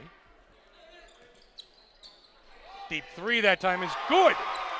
Joshua Carlson for 3. 7-3 lead, just like that for Tourtellotte. LaPresto to Phelan. Comes up a little bit short. Stonington's basketball.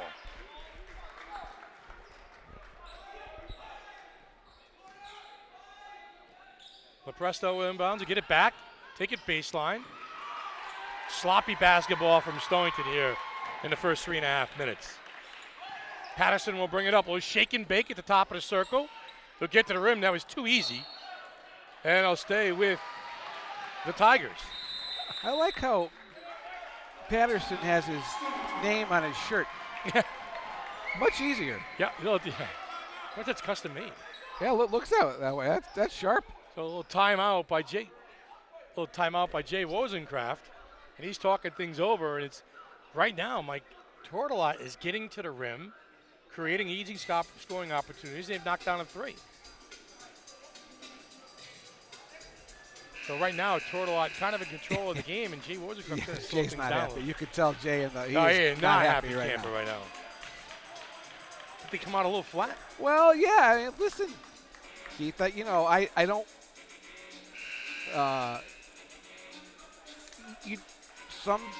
Sometimes you see who you're playing, and it's not necessarily a brand name, and you do come out a little flat.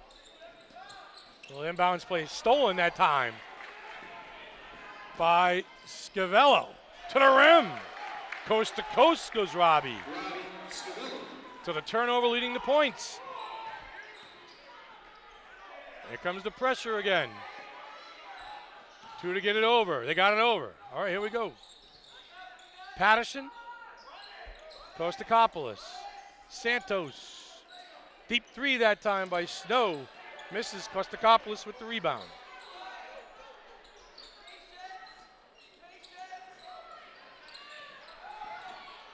A little turn, a little hop step, Euro step. Patterson can't convert. And Semini comes out of the bound with the rebound. Stonington just looks a little bit slow on offense right now. Deep 3 that time by Lepresto, back iron. Rebound by Semini, Dylan Semini. 6'2" on the sheet. He is a senior. Personal foul number 1, Jackson Santos, his first. Jackson Santos first personal. Both teams with two team fouls. 3:39 left to go here in the first quarter. I don't think Scavello was too happy about coming out right there. Would you be coming out of the big game? No. Noak, little spin, little drag the pivot foot maybe. O'Neal trying to get the high ball screen, turns the corner. Kick out for a deep 3. Finds the bottom of the net by Lepresto. A big shot that time by Aaron Lepresto. Good set that time by the Bears. And they switch out of there 1-2-2 and go to man-to-man defense. Kostakopoulos gives it up for Carlson. To the rim. Oh, Carlson with a nice move that time.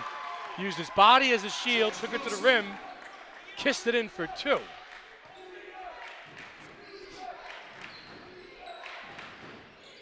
Deep 3, splash! Lepresto. Back-to-back 3s.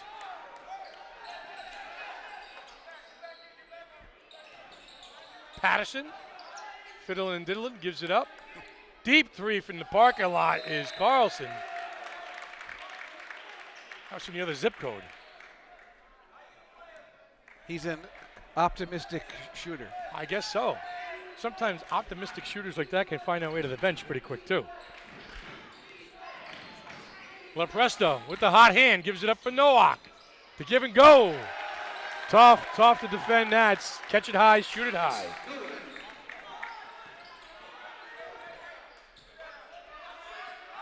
Back into the pressure goes Stonington.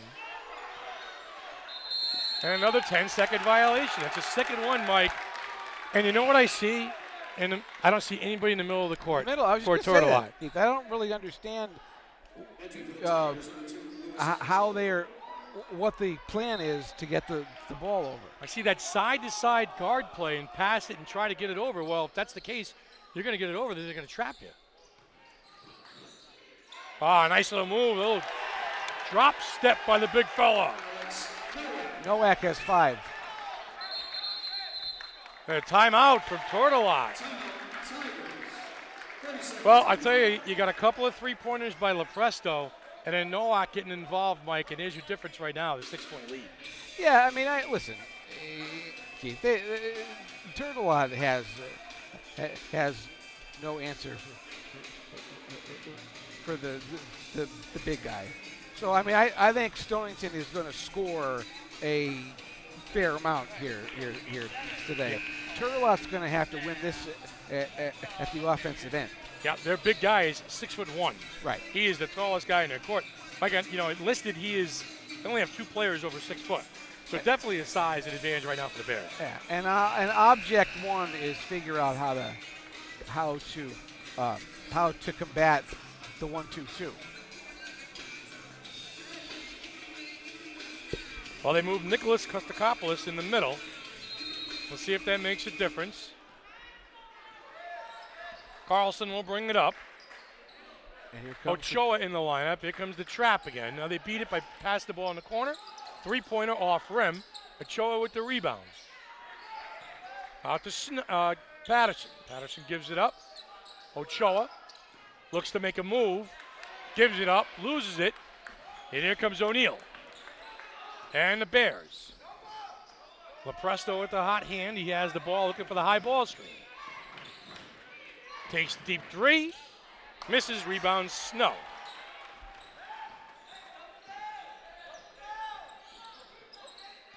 How do you find some offense if you're Tourtellotte? Kostakopoulos setting things up. Carlson.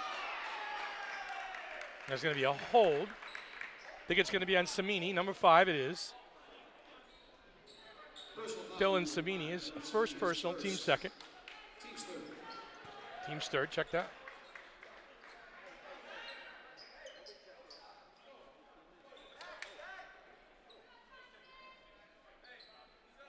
Tourtellotte Tigers 11-8 coming into this game. Beat Killingley 59-55 to get here in the first round. I think a player didn't check in. Yep. Scavello. Anthony Malloy, yeah. He's not happy. You got to check in. What do you mean you got to Do check what in? I say. No, I just come off the bench and raise my hand. I'm in the game. No, it doesn't work that way. Anthony doesn't work said, that way, son. Yeah. What do you think this is, the NBA? Do what I say. I like that. Carlson. Looking for Snow. Deontay Snow. Back up to Carlson. Good defense by Stonington. And a nice move by Carlson at the rack. It's 7 for Carlson. He had a little up and under, and in the finish, he's got 7 of the 9. Nice defense that time by Snow, and here comes Ochoa. He looks to push. Kostakopoulos on the outside, and great hands that time by Aaron Lepresto.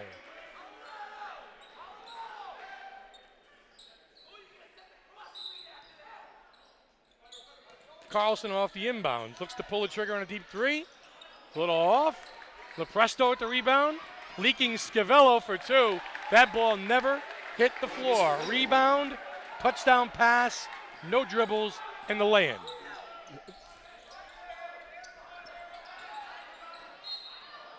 How does a transition bucket and a half? How do you like that? Rebound, 1 pass, deuce. There is hope, Keith.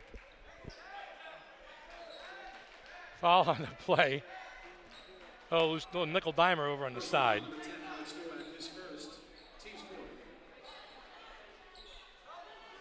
Fouls on Nowak, his first personal. Shot clock off. 1 shot. Carlson. Turning the corner off the high ball screen. A nice move that time by Carlson. He has 9. Little heave and a hoe at the end of the first quarter by Scavello. Comes up a little bit short. 17-13. Stonington leads Tourtellotte. We'll be back here. You're watching for second quarter action. You're watching Game Day live on theday.com. Being part of a great community is so important. People helping and supporting others can be very uplifting and contagious. At Philomena's Restaurant, that's exactly what you get. It's the community hub for not just Waterford, but all of southeastern Connecticut. Birthday parties, anniversary dinners, weddings, sports banquets, a drink with friends, and of course, charity events. Philomena's has been, is, and will always be there for the community. Celebrate and support southeastern Connecticut at Philomena's. Philomena's, Utopia Plaza in Waterford. Here we go. This is textbook. 1 dribble, 65-foot pass for 2. I mean, how do you draw up a fast break better than that, Mike, tomorrow? So far, Keith, we just had that, and we had the Nowak play where he caught it high, kept it high, right, and laid it in, and suddenly coaches out there are going, see, yeah, it's still possible. Yeah, we could do this. You don't have to dribble the basketball everywhere. 17-13. The winner will face the Wheeler Lions on Tuesday night at the Mohegan Sun Arena. Tourtellotte making the 2.5-hour trip down from North Groversdale. Nice. Carlson just missed that shot. Mike, he's been their best player, though. By far. Nice little move that time to the rim by Scavello, Robbie Scavello. Guard play by Stonington right now taking over. You know, Keith, you can see why Tourtellotte has had a good year. Patterson and Carlson can play. Shot by Snow, 1 and done. Nowak at the rebound. Gives it up for Lepresto. A kick to the corner. And the move and the kiss off the glass. The bank is open. Brady O'Neill for 2. So a lot of different scoring options right now for the Bears.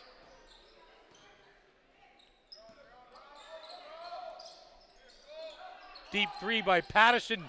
Good. Jake Patterson dials it up from downtown. So Carlson has 9, Patterson has 7, and that's all their points. Yep, Nowak on a little give and go, and he walked with that. Big fella, get yourself a little closer to the rim. You know, the dribbling and the spin moves and the dipsy twos. We'll try and keep that to a minimum. Get in the post. Get in the post. Play your game. I didn't see Yao Ming out there shaking and baking. Nice little jumper from the corner. Patterson off. Kostakopoulos the rebound. And here comes Scavello on the steal. And he'll be fouled by Ochoa. So Stonington, Mike, it looks like when they're giving you the opportunity, they're going to run.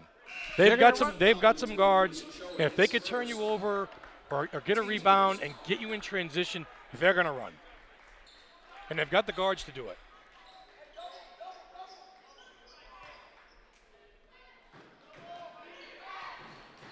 The Perry back into the game. Well, hop step that time and a walk by Scavello.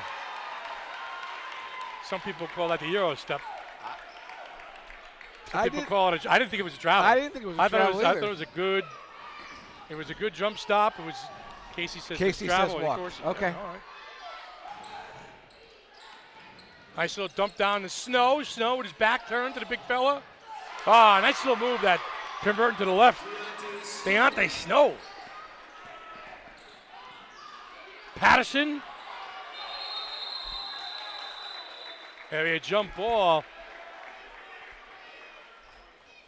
You know, catching that ball by the free throw line, to me, get him a little bit closer and getting him moving to the rim, getting him in action. But getting him the ball in the standstill spot at the top of it, I don't know. Scavello. Two-man game. Another big three by Lopresto. 3 threes for him. Yep. Third triple of the night. Corner deep three. Good hands that time by Samini.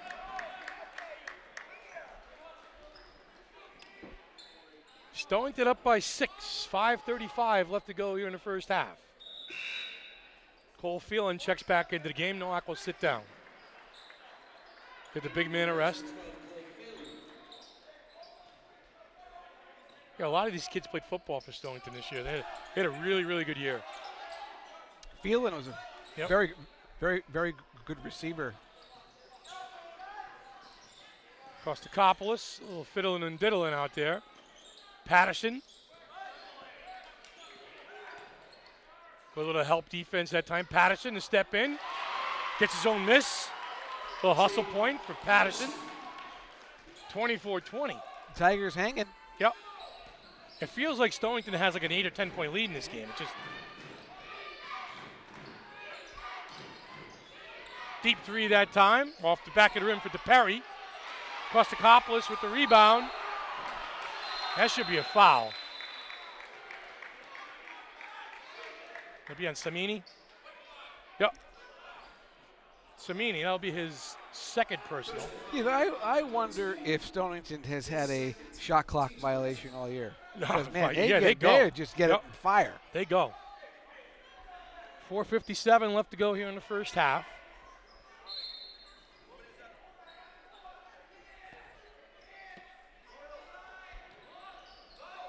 Tourtellotte beats the press. The double team comes. Deep three by Carlson. Splash. Joshua Carlson filling up 12. 12 out of the 23. It's a 1 point game. Tourtellotte has made the adjustment, found how to beat the pressure. Lopresto, the foul. The chippy on the outside. Well, Kostakopoulos. That's what we were saying, Keith. You probably got to win the game on offense. Yeah. They've done well here in the second quarter. Yeah, they found a way to get the ball across half court and knocking down some shots. Carlson's led the way. Carlson loses the rebound and a miss by DePerry. And Tourtellotte can take the lead. Patterson. Pulls it out. Here comes the double. Carlson's, I'll shoot that. And get fouled. Scavello with the knockdown on the three-point line. Robbie Scavello. And he will be coming out. Get a coach a shot at Jay. What was it, Grasses? He is not a happy camper right now. He is one of the most animated coaches in the league. You know, he's not afraid to wear his heart on his sleeve, let the players, the officials, and everybody else in the gym know it. Hey, kid, Jay knows what it's like to win at Mohegan Sun. Yep. Get back there. Carlson knocks down the free throw. He's got 2 more coming. Game is tied. Why, something tells me by looking at his stroke at the free throw line, the three-point line, this kid can shoot the basketball. Don't foul him. Not foul him. And listen, he's already showed you he's not afraid to pull up from Niantic. You know, this kid can shoot the basketball. So, you know, if you're an opposing coach and you're writing down numbers to be concerned about, he's at the top of the list. He knocks down all 3. Tourtellotte has a 2-point lead.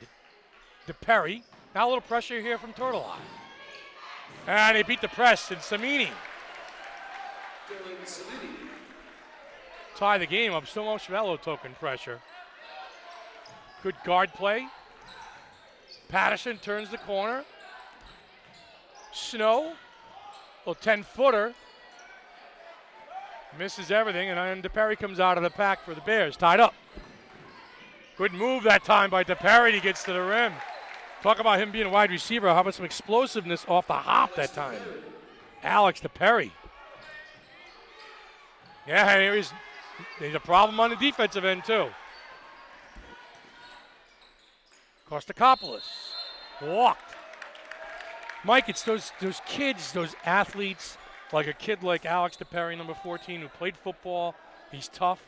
He's a wide receiver. He's got a little bit of athleticism and just sprinkling some basketball skill. He's in on everything. You know, he's just one of those kids you got to have on your team.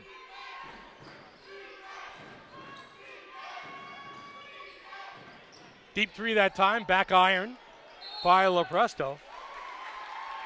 And the ball goes over to Tourtellotte off of number 11, Brady O'Neill.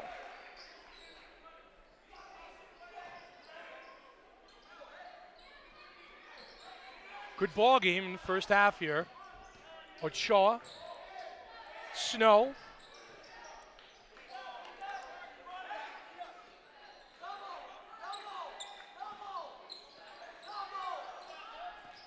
He's in range. Carlson.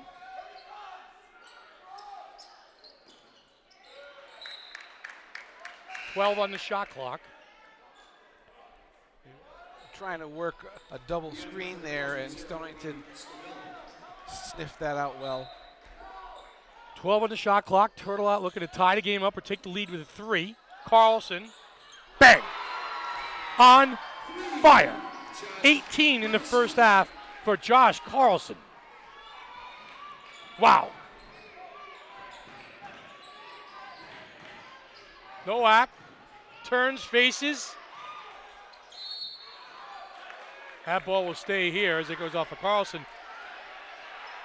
Joshua Carlson with 18 points in the first half. That kid is smooth, man. He can shoot the basketball. We'd be hearing "got it" left and right in this game. Nice little move and a dump down that time by O'Neill, and a good recognition on the entry pass. O'Neill opened himself up, got it, got a good look. A kiss off the glass. Oh. Ochoa. Back of the rim. Patterson going up high. The hoop in the horn. For Patterson, Jake Patterson, a little 2-man show out there. I think Casey's call for Joshua Carlson after he said got it about 5 times would be, okay, we get it. You know, something along those lines. Oh, a little 2-man wrecking show out there. 18 for Carlson and 11 and counting for Jake Patterson. And Tourtellotte takes a 2-point lead. Good ball game, back and forth. Tickets to the main event, 6 o'clock Tuesday night at the Mohegan Sun. Take on the Wheeler Lions. Deep three in the corner. Off the mark. Here comes Carlson. Carlson looking to make a move. 23 on the shot clock. High ball screen. Carlson goes the other way. Takes it to the rim. Misses. He shot from 3 feet. He was too close. Here comes Lopresto. Looks to push. The Nowak. The kick out. The deep three. Boom! Robbie Scavello. 33-32. Stonington's got to do more than trade buckets, though. No, I think you're right. Carlson, 2-man game with Patterson. Good defensive play. Extra attention given to the little high ball screen that time by Stonington. They've got to find a way to force the ball out of Carlson and or Patterson's hands. Yeah, there's only you have to guard 2 guys. 2 out of the 5. Yep. 18-17 on the shot clock. 2-second differential between shot and game. Lopresto looking for the screen. The kick. Nowak. Back out to Lopresto. Bang! His 4th three-pointer of the first half. And it's a big one. Deep heave by Ochoa off the mark. 36-32. Stonington takes the lead into the first half. 36, Tourtellotte 32. Our CS point. Got it. The Got It of the week is brought to you by CS Pawn. It is the Got It and the Go Get It with Carlson. We will take a break. You are watching Game Day live on today.com. Oh no, my shoe's untied.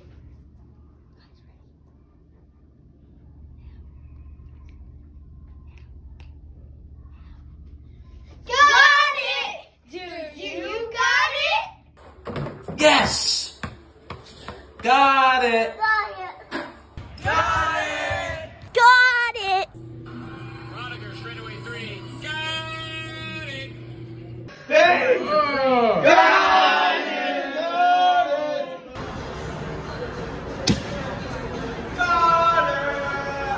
The Got It of the Week was brought to you by CNS Pawn. You got it, they want it.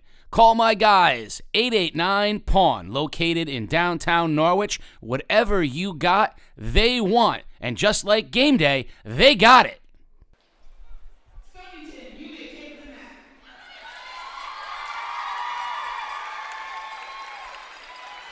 Tough with 4. Can make a lot of noise. Yep. Gotta bring that volume.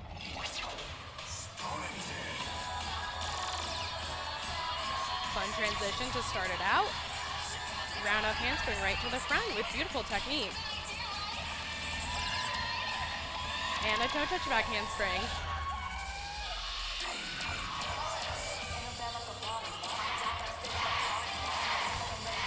Quad jump. Like I said, that double 9 jump ending off the sequence. Looks like we're heading into the partner stunt. Always liked a little sass. Yep. It's really important to sell whatever you're doing and having that fun emotion and just, sass going on. It makes it really fun to watch. Attitude's everything.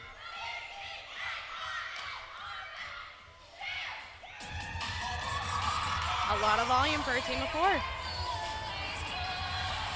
Single base with heel shred showing that flexibility up to prep. Both like that one. Definitely a fun transition there. We have some tumbling going on.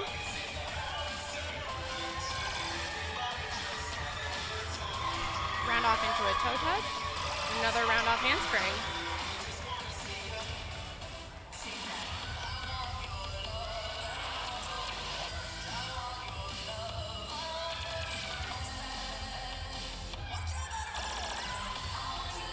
building a pyramid. Impressive with only 4 people on the mat. Oh, you can't go wrong with Lady Gaga. Nice hitch there.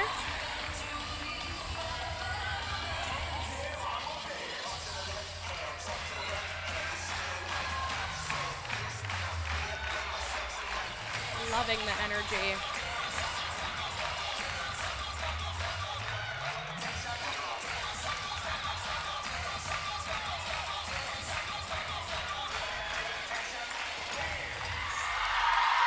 Oh, the Bears brought it. I got Emily here from the Stonington cheerleading. How do you think you guys did out there? I think we did amazing. That was the best we've ever done that routine. That was awesome. I mean, you brought the energy too. S stands for super tonight, doesn't it? Not Stonington. Yes, it does. Yes, it does. We're awesome. Great job, Casey, by the Bears here tonight. It's time for Game Day's Grade 8 Plays of the Week. At number 8, Bacon Academy's Theo Koutsafavis drives razzle-dazzle behind the back Kevin Claffey with the finish. Hey, do you remember when Ledyard's Zion Bunkley dunked over Juan Morel? Juan Morel remembered, gets him back with a nice dunk over Bunkley. At number 6, the Wyndham girls basketball team is flying. Haley Flores with the steal runs the break. Anaya Jenkins, Asia Harris finishes. That's how it's done. Coach Mangual is pumped. His team punched their ticket to the sun. Ledyard girls basketball. Maggie Dykes with the hard-fought basket. But you know what? The real stars in this game? The Colonel's bench. Dancing, showing the moves. I think I saw the sprinkler. Hey, Coach Mike Morgan. Bow and arrow. At number 4, you know who else can dance? The entire ECC with the Waterford Unified cheerleading and AD Chris Landry. Cotton Eye Joe, a high point at the ECC championships. But the championships belonged to East Lyme. The Division I champions, the overall champions. You see the coach cam, they love it. They said they were full throttle, and the whole pyramid packed with elite skills. Everything for the crowd, ending in an incredible full twisting flip. It was all Vikings. The inspiration and motivation came the second he lost the ECC final to Malachi Fowler. In the Class S state championship, Soren Reef got it done. Beats Fowler 4-3, wins the state championship for Class S, and pretty soon there was a hug for Mom. But at number 1, sometimes Montville basketball is just a treat. 4 seconds left, Mom can't watch. Inbound pass, Jack Treat, down 2, floating 3, got it. Wolves win. Let's take another look. Let's give you 3 looks at what can only be described as the high point for the Wolves season. Jack Treat, you're number 1 on the Grade 8. Send us your plays, and maybe you can make next week's Grade 8. Jaylise Rivera, one of the most exciting players in the ECC, drives, scoops. First basket of the game to the Whippets. Risley up top. Jumper is good for 3 from DePerry. Sometimes they can only go so far when they go up against a tall team like this. Oh, look at the freshman, Zoe Robbins, drive with the left. Oh, good job. Jones stepped into the pass. Up ahead, she goes to Cadmus. And finally, Stonington breaks the run and gets back to 4. He screens and getting banged left and right. Nice drive to the basket, Zoe Robbins. I've been very impressed with the freshman. High-low. There's the dump down, Risley. That's the way it's supposed to be done right there. Looked like they found both a defensive and an offensive adjustment to what I was doing. Here comes Rivera in the other direction. No one stopped the dribble, and Jaylise went straight to the hoop. There's the high. There's the low. There's the basket. Beautiful. Well executed. Risley finishes. See, with the shot clock, too, that this zone becomes even harder to crack. 3 from Haley Flores. Great hands. DePerry has been fabulous at that. Lee DePerry off to the races. DePerry has done a great job defending the outside. 3 balls good. from Jenkins. Timeout, Stonington. The lead is 9. Robbins the other direction. We're going to get a foul on Perry. And they're going to say basket is good. Robbins blows by Risley all the way to the basket. It's good. Zoe Robbins. Robbins no good. But look at Harris with the rebound and the putback. Oh, Asia Harris with the biggest basket of the game for Wyndham. Gets it to 10. Championship play, Casey. Tick, tick, tick, tick, tick, tick. Robbins, look at the pass. And the basket by Harris. Freshmen have led Wyndham all night long. Congratulations. The Wyndham Whippets are the 2024 ECC Division II champions. Back for the second half, and you know what that means. It's second half adjustments.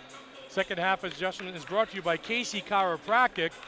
Casey says he goes there 3 times a week. I say it's more like 4 or 5. Mike, for the adjustments for Stonington, how about guarding Carlson? I'll start with that. He's been just a menace on the offensive end, and find a way to get the ball out of his hands before he can score. And for Tourtellotte, how about next man up? You've got Patterson, you've got Carlson, but you're going to need a third guy to kind of make things happen out there. So, you know, for Stonington, guard Carlson. For Tourtellotte, get a third guy involved in the scoring column. Well, you know what? Your second half adjustments in the first game were spot on. Now we're going to see how you do here. But I agree. 16 minutes stands between either one of these teams and a ticket to the Mohegan Sun to take on the Wheeler Lions. Little dump down the snow. Nice little set piece that time. That's helpful. There's your third guy. Again, being from the Northeast, I don't want to see a lot more snow, but we'll see him on that play. Nowak underneath the big fella. Will get fouled. And that's where you want him catching the basketball. Near the rim, circle on in. Him getting the ball might get the foul line and stuff like that and being forced to make the move, just not his game. A little bit out of his comfort zone. Yeah, once he catches it there, it's a high quality scoring opportunity or a foul. It's a problem for Tourtellotte because again your biggest guy is 6'1", and if you're 6'10" guy, and that's a bonus when he's knocking down both free throws, he has 7. If you're 6'10" guy or 6'8" guy is catching the ball 2 feet from the basket, that's tough to defend.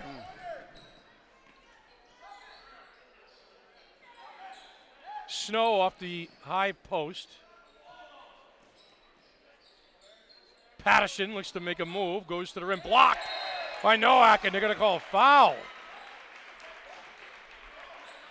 Wow. Jay Wozencraft, not wow. Okay, so the foul will be on Nowak. Yeah, I didn't see that. That was good defense. Second personal. Patterson will go to the line for 2.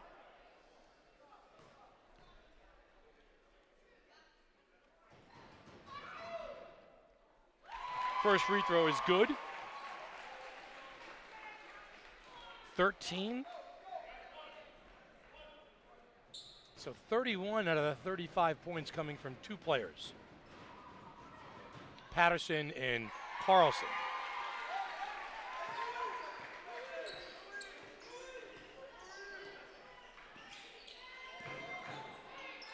Scavello.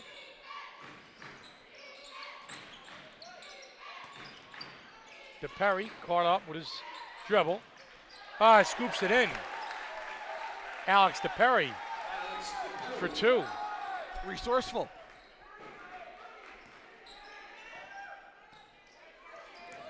And DePerry jumps the passing lane. Looks to push.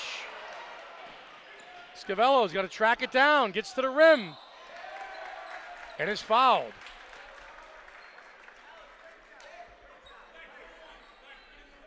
Fouls on Jake Patterson. His first personal. Scavello at the line for 2.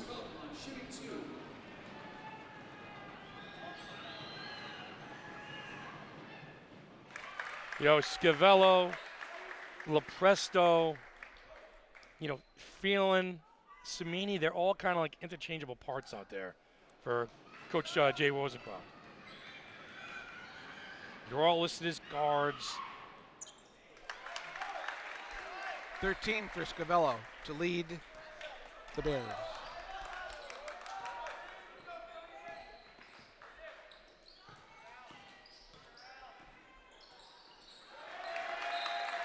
And so that time down the floor, Dylan Samini just shadowing Joshua Carlson, trying to face guard him, try to take him out of the game, get between him and the basketball, deny the touch. And it's been physical. Lepresto pulls up from the elbow. Too strong. Nowak. It's going to be called for over the back.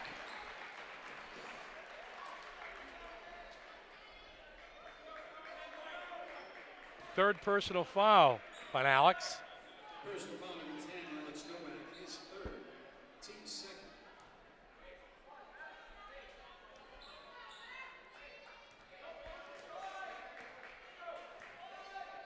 Much different pace in this second game than it was in the first. Patterson turns the corner. The kiss takes on the big fella.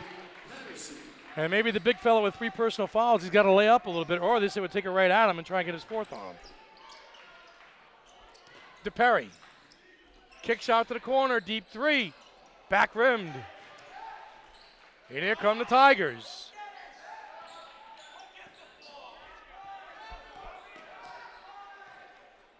Head coach Gino Manzi for Tourtellotte. Deep 3, Carlson. How about that? Pick it up where he left off in the first half. 1-point game.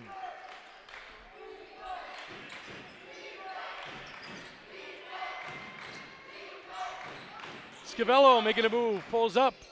Too strong, and will stay here. Foul on the floor. I think they're getting Santos. Yeah. Jackson Santos. Personal foul number 1, Jackson Santos, his second, team's third. Nice little pass to DePerry. Great look. Giving it back to the inbounder, Mike. Nobody guarded him, and a nice little reverse layup that time.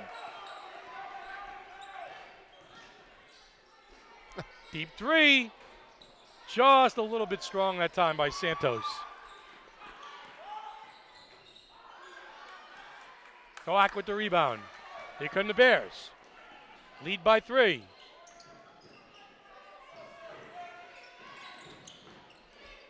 DePerry for 3. In and out. Here comes Carlson on the run. Takes the hit from DePerry, the football player. That's good defense. Has a 50-50 call that time. It's a good hard charge by Carlson, and DePerry was coming back to play D. Third personal foul. Team's third. Josh Carlson in the line, shooting 2. Joshua Carlson, 21 points thus far. They are making him work much harder. And when you've got a kid like that who can just score the basketball from the three-point line and or take it to rim, if you make him work a little extra harder, tire him out. It's both free throws. It's a 1-point game. He'll start hitting the front rim late in the game. He'll feel it. His upper body will feel it. If you're taking some bumps along the way and get physical with him, knock him off his mark. Nice little give and go that time to Nowak. He can't convert. Gets his rebound. Strong move, looking for a call. Nowak's frustrated right now. Couple good looks, just couldn't convert.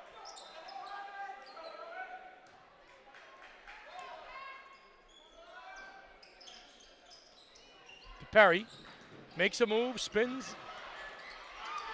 Got away with a walk there. DePerry for 3. Cans it. Alex DePerry, big second half. Alex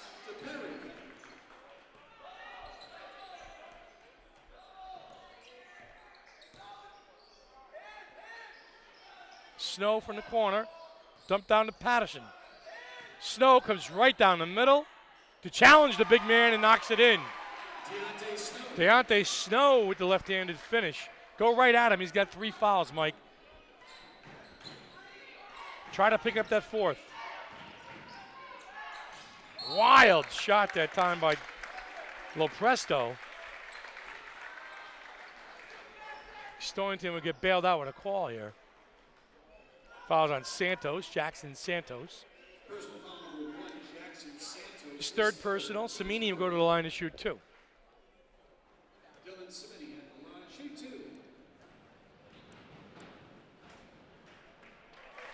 First free throw is good. Cole Phelan checks back into the lineup. Number 12.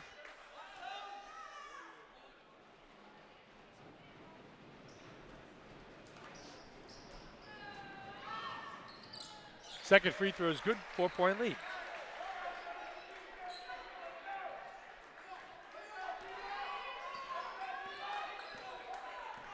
Kostakopoulos brings it up, surveys the defense.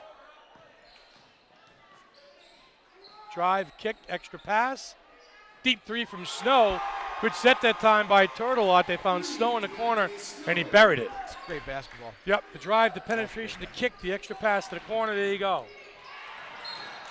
Mike, and there's the difference right there. The last time you saw from Tourtellotte, you saw 3 passes, open look. A little too much hero basketball going on right now for the Bears. A lot of one-on-one stuff. No question. And Snow has 7 in this quarter. He could be that 3rd guy we're looking for. Maybe step up, knock down a shot. Carlson, harassed, switched off, drive, the kick. Oh, he could have went straight up with that. Carlson in and out. That should stay here. It does. Carlson had a good look at it from the 3-point line. The iron unkind. No. It just looks like right now Tourtelotte's offense is flowing a little bit. 2, 3 passes a set. Don't settle. Find the open shot and go from there. When's the last time we said bad shot when they've had the ball? No, they've played well.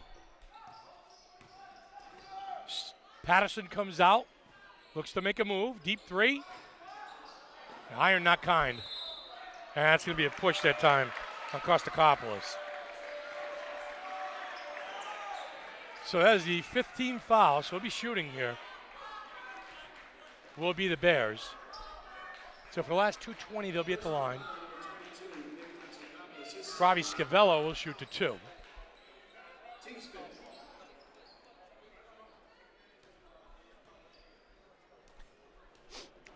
I think this game is a little too close for Stonington and just right for Tourtellotte. Oh, absolutely. 49-48. Stonington comes in here, number 1 seed. First free throw is good. We'd like to think that they would have a 6-point, 8-point cushion. And Tourtelotte's got to be thrilled right now. If you told Coach Manzi, get me to the 4th with a shot, he'd say, where do I sign? Yeah. So Scavello, second free throw. First one was good. Second one is good. The 3-point game. Scavello's got 15. Carlson will bring it up. High ball screen. Good defense that time by Phelan closing out. Couldn't get the shot off.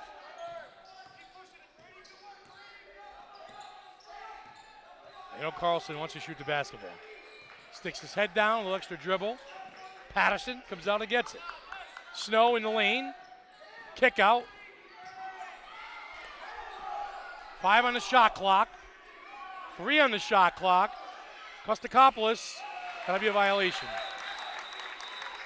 Good defense that time for the Bears. Their best defensive set of the ball game by far. And the happiest Coach Jay has been all day.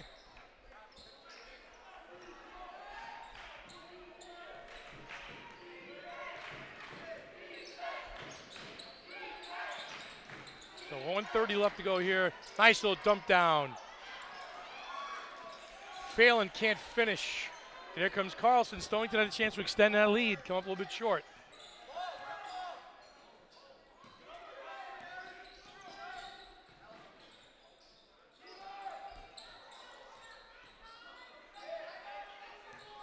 $18 on the shot clock. Snow going to work. Pulls up. Drains it. Snow making it rain from inside the circle. 51-50. 51-50.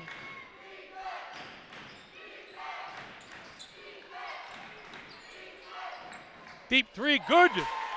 Aaron Lepresto. Fifth three of the game. And a steal that time. Lazy pass to Perry. Here's your little run to close out the third quarter. Little 5-0 run after Tourtellotte cut it to 1. And a nice strong move that time. Carlson a little bit short. The leak out. 2 for DePerry. 7-0 run. And a flash. And a steal. And a foul. Wow, this game was 51-50, and just like that, a 7-0 run. DePerry's not their leading scorer in this game. He's been their best player. Yeah, no doubt. He has hustled. He has knocked down threes. He's played on both ends of the floor.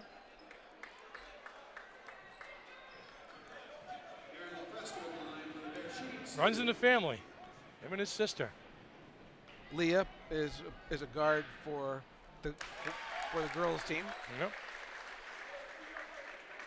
Lepresto's had a big game, Mike. You talk about 5 3-pointers for him. He's got 16, Scavello 15, DePerry 13. That's Lepresto's first point other than a 3-pointer. Yes. Wow. 8-0 run. 8-0 run, and in a blink of an eye.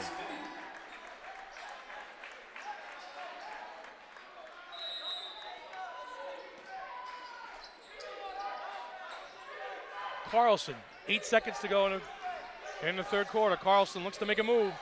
Drive, kick, extra pass. Shot from the corner. Kostakopoulos comes up a little bit short at the end of 3. An 8-0 run. See Stonington leads 60-50. Come back on the other side. You're watching Game Day live at theday.com. Here at Game Day, we're proud to bring you unrivaled video coverage of local high school sports. All of it free for you to watch. These videos are not free for us to produce them. If you'd like to ensure that we can keep covering your school and your teams, there's a few ways that you can support us. Go over to patreon.com/theday and sign up to make a small recurring contribution. Think of it as a tip to the Game Day crew for what they do. Want to show your support in a more visible way? Hit up our merch store and pick up some Game Day gear in your school colors. Our camera operators are always looking for those shirts and hoodies in the crowd, and you may see yourself on our next live stream. We get a lot of support from businesses in our community, and if you'd like to join them as a sponsor, send us a message and we can connect you with our advertising staff. Finally, The Day is the organization behind everything we do here at Game Day. If you want to support The Day's community journalism, consider a print or digital subscription at theday.com/subscribe. All right, back here at the X, Keith O'Brien, Mike Demaro. Game 2 of 4 games, 4 o'clock. Will be New London versus Fitch, and 6 o'clock Stonington versus Waterford. Casey and the coach will bring you the actions. I'll be on the sidelines. But Mike, little unfinished business here, and what a huge end to that third quarter for the Stonington Bears, who had points were getting outplayed. Well, here comes the master of the obvious here. The first minute or two here of this quarter is crucial. Turtelotte's got to get itself back into this game, because if this goes from 10 to 16, forget it. Right. I mean, and one of the things too is they kind of took Carlson out of the game a little bit. And what do you have, 18 and a half? And what do you have, 22 now? 23, yeah. He had 23. They took him out of the game a little bit. They took him out of his flow and out of his rhythm. Yeah. So maybe run him off of a double ball screen, get him in space with nobody on him, and just pick him pop and let him do his thing. Yeah. Little dump down turnover by Stonington, and Jay Wozencraft throws his hands up. Kostakopoulos makes a move. turns the ball over. So turnover for turnover. Santos comes back into the game for a chalk. We remember Jay when he was John Luzzie's Yeah. assistant. He would kind of sit there quietly on the bench. Right. And now here he doesn't quite know what to do with himself. Luzzie Jr. maybe, I don't know. Yeah. Drive and kick that time. Scavello turns the corner, gives it up. Deep three that time. Off the mark, rebound by Snow.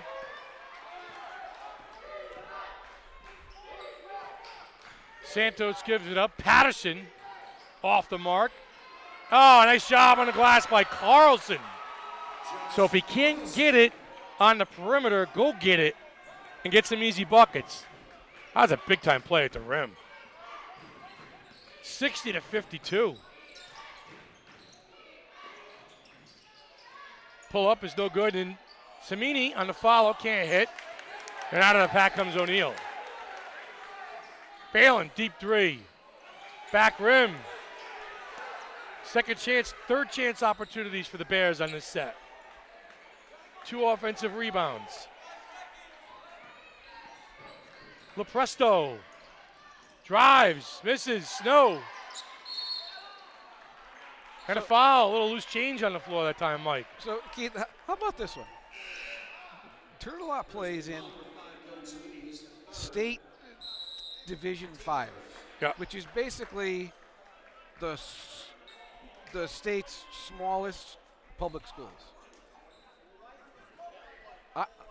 I gotta give them half a shot, don't I? Yeah, no, they're playing pretty good basketball.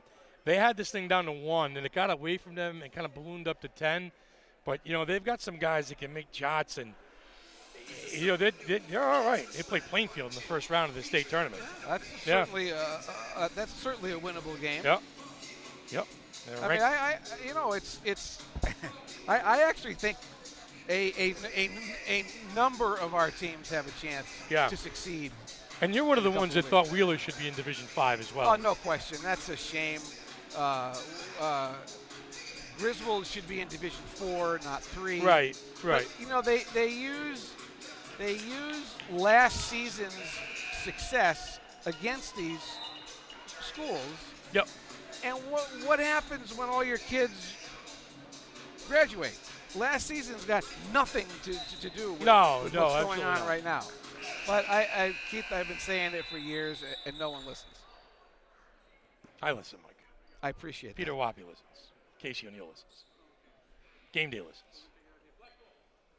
I try not to, but I got no choice. Hey, well, I mean, you've been listening to it for a long time, haven't you? How many years, Pete? 30 years? You've been listening to Mike for 30 years? Feels like it. Well, Pete, our first game was 2012, right? Sure. The first football game was 2012. Basketball was a little bit after. Winter? Yeah, 2012. yeah. Basketball was like 11 or 12. Yeah. So he has been listening to you for a long time. He's been listening to me moan for 12 years now. All right, 6:28 left to go in the game. The winner will play at 6 o'clock at the Mohegan Sun Tuesday night against the Wheeler Lions that punched their ticket earlier. Five's got to watch the 5.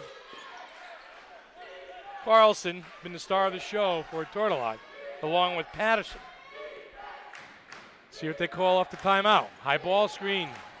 Oh, gotta let that thing fly. Right at the big fella. That's all right.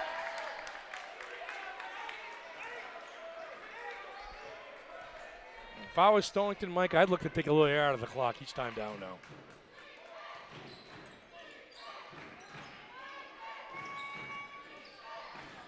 Scavello picks up his dribble, gives it up to Lepresto. Aaron Lepresto. Alex to Perry, Robbie Scavello, all senior guards.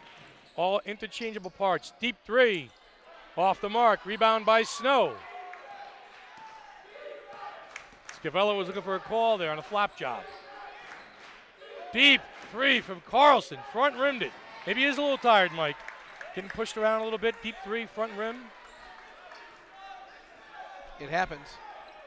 I think Jay Rosencroft wants to slow this game down, value each possession with an 8-point lead.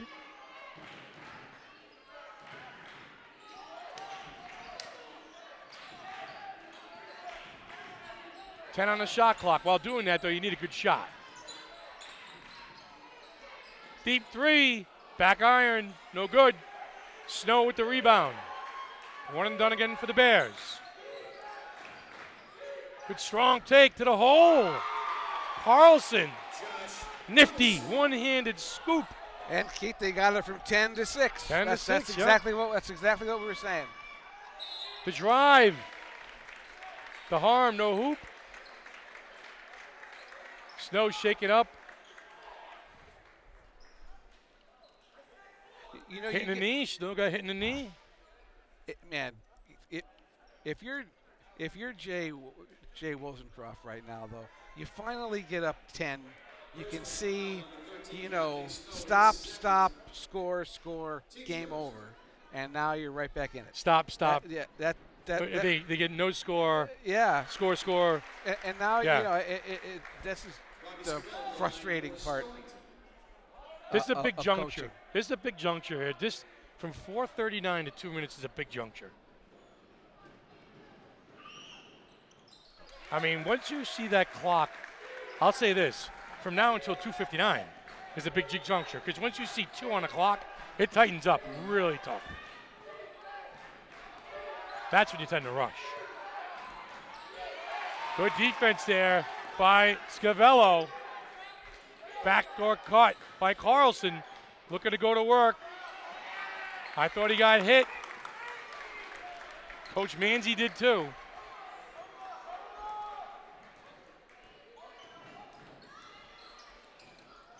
Yeah, the feed to the big fella. He's going to get to the line for 2. But I don't know if Jay Wozencroft likes that dip. That hard charge that time by LaPresto. I think he wants to burn a little clock. He's frustrated. He's very frustrated. And it goes without saying they're going to have to, if they get out of here, play a whole lot better than this Tuesday. First free throw is good. And now they did beat Wheeler during the regular season.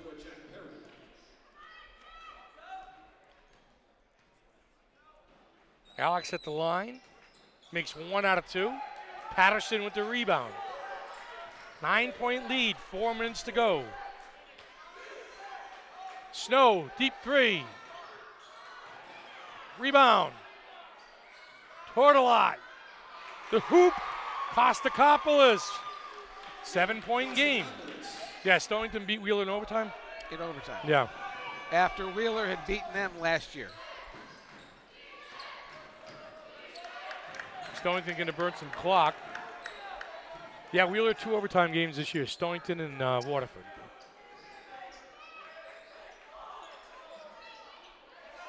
Seven-point lead, 13 and counting on the shot clock.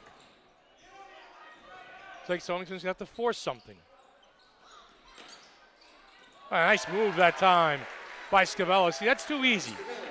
You run the shot clock down to 10 and let him step it on the baseline and knock down a little shot like that. That's too easy.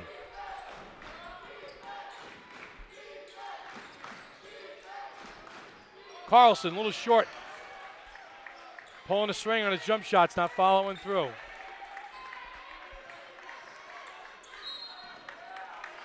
Wow. And one's in Division 5.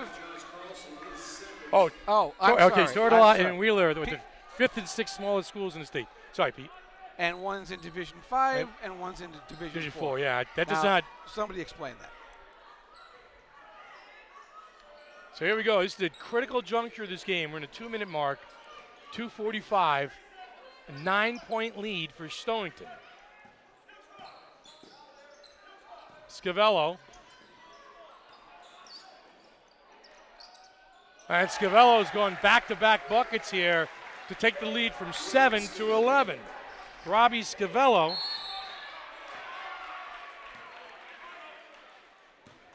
And we'll pick up the foul.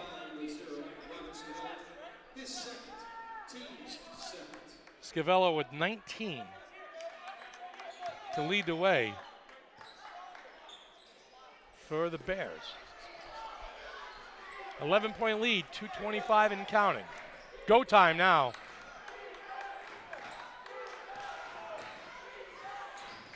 Too much dribbling. Give it up. Yeah, when this offense was clicking, Mike, it was 1, 2 passes, 3 passes. There's a nice move. By Patterson. Mike, we saw them in the third quarter and stretches at the beginning of the fourth quarter. When they're passing the basketball, they're effective. You know, Costacopoulos pounding. Got to get rid of it. Move the basketball. Fourth personal foul on Alex DePerry, who's been arguably their best player of the day. DePerry. Absolutely. So we may be seeing him later on. Yeah. Free throw is good. There's a 3-point play. Patterson with 19. Oh, it's a big game. Pressure, full court. Drive and kick. 8-point lead.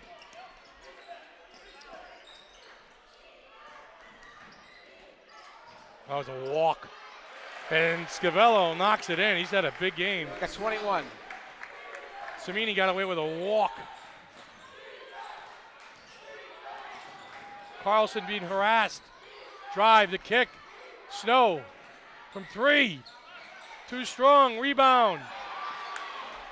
Could have been a nail in the coffin right there. Coach Wozencraft jumping out of his Nikes. Time and score, right, Keith? Oh.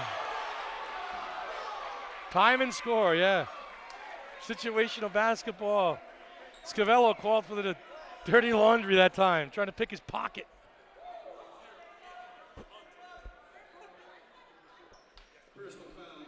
All right, so 14 fouls for Stonington. So next one, Killingly's in the bonus. I'm sorry, Tourtelotte's in the bonus, and 3 for Tourtellotte. So 2 more fouls to go before Stonington's in the bonus. A nice little take that time, strong by Carlson, and a timeout.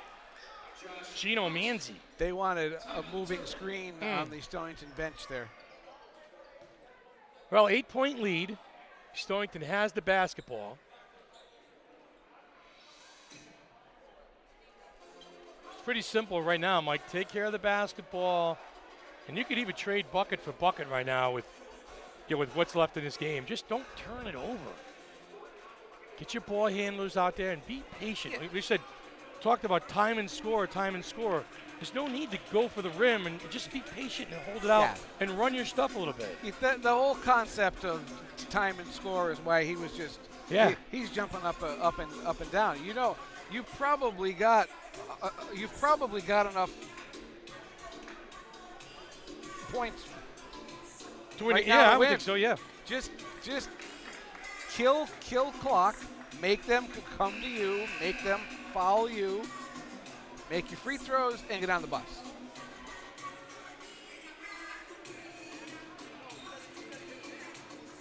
(69-61). Stonington trying to punch a ticket to the Mohegan Sun.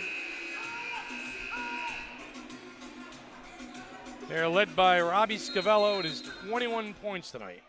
Minute 14 left to go. Here comes the trap. And a foul on the outside. Costacopoulos will pick it up, number 22. Fouled LaPresto. Personal foul number 22, Nick Costacopoulos, his third. Team's foul. Manzi wants to, they said foul right away. Next fouler in the bonus. Yep. Both teams in the bonus. So they're going to try to extend this game for a bit here. There it is. The quick one. Fouls on number 4. Jack Perry. Personal foul number 4, Jack Perry, his first. Jack's a freshman. Team's fifth. And Aaron LaPresto at the line to shoot 2.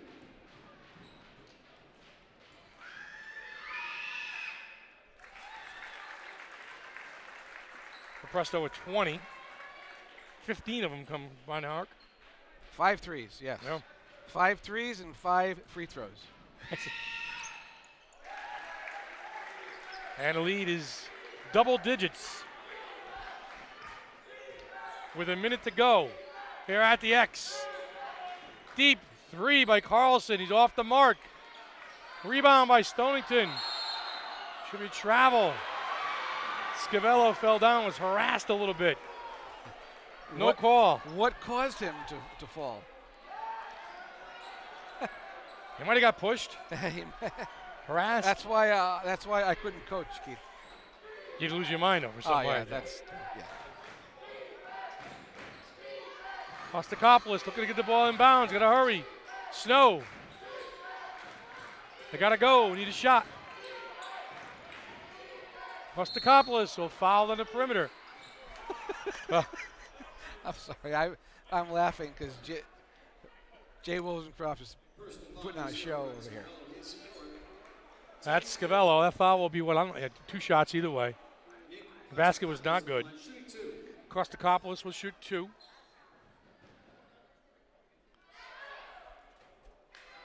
Off the mark on the first free throw. Yeah, it seems like when his team is up 8 or they're up 10 and they kind of make a mistake a little bit, he loses it a little bit. Well, I think he's been watching that all year. Yeah. Second free throw is good. Lepresto dribbling through the pressure, gets fouled. So Jack Parry again. So I know they were up 17 last week on Griswold and lost. 4 days before that, they were up 18 on Waterford and had a win with a late 3. Right. So the lead just can't go from 10 to 20 with them or stay there. Right. That seems to be the common theme of the game. They've let Tourtellotte back into this game a couple different times, and I think that run at the end of the third quarter when Tourtellotte had caught it to 51-50 really took a lot out of this team over there. Yeah. And the guy who triggered the run. It was failing. No, DePerry, I'm DePerry, sorry. yeah. Alex DePerry. So it's an 11-point lead with 40 seconds and counting. Snow for the deep corner. Too strong. Blocked by Nowak, and he'll be fouled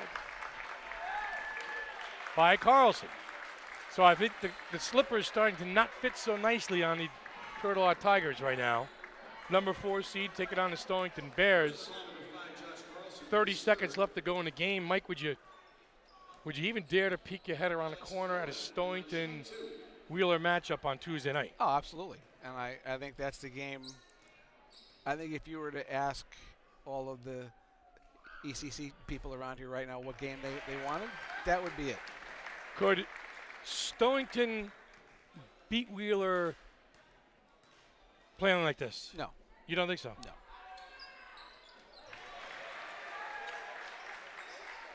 $13-point lead.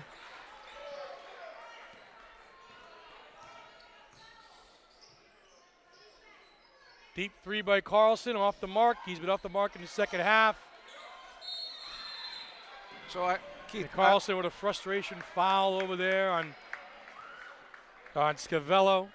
I would say this: Stonington won this game on talent, not execution. I don't think they have the talent edge Tuesday, or it's close enough where they got to execute better. Yeah, I would be interested to see. I mean, you've got good guard play. You've got Scavello. You got Lepresto.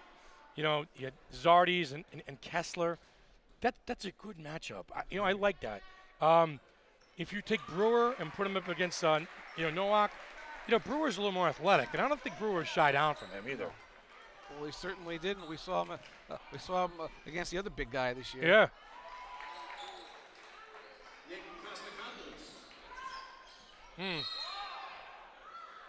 Foul there. DePerry will go to the line to shoot 2.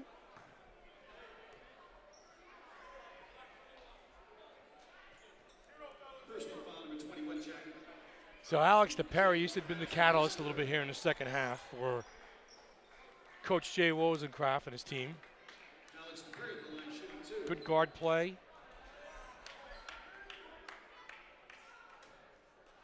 Misses the first.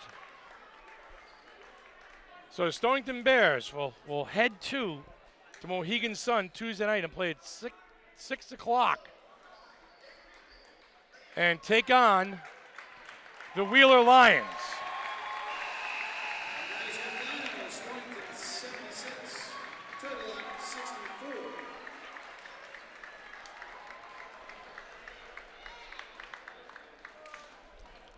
I'll keep it here for a second, Mike. Stonington advances. They will take on the Wheeler Lions on Tuesday night at the Mohegan Sun Arena. You can see that on game day on theday.com.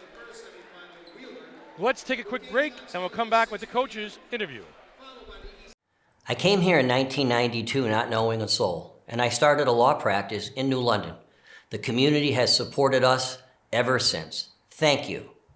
Game day athletes, playing high school sports is going to be one of the best experiences of your life. I know you give 100% effort and you treat your teammates, your opponents, and your coaches and officials with respect. Are you doing the same in school? Are you showing up every day and giving 100% effort? Are you giving the respect to your classmates, your teachers, and your parents? Sure, winning is great, and give it your best today when you go out on that field. But never forget, getting a good education will be the best game you'll ever play in your life. Game Day is a production of The Day Publishing Company. If you'd like to support Game Day and help us continue to bring you the best in Connecticut high school sports, please consider purchasing a print or digital subscription to The Day at theday.com/subscribe. Well, head coach Jay Wozencraft and a happy bunch of Stonington Bears.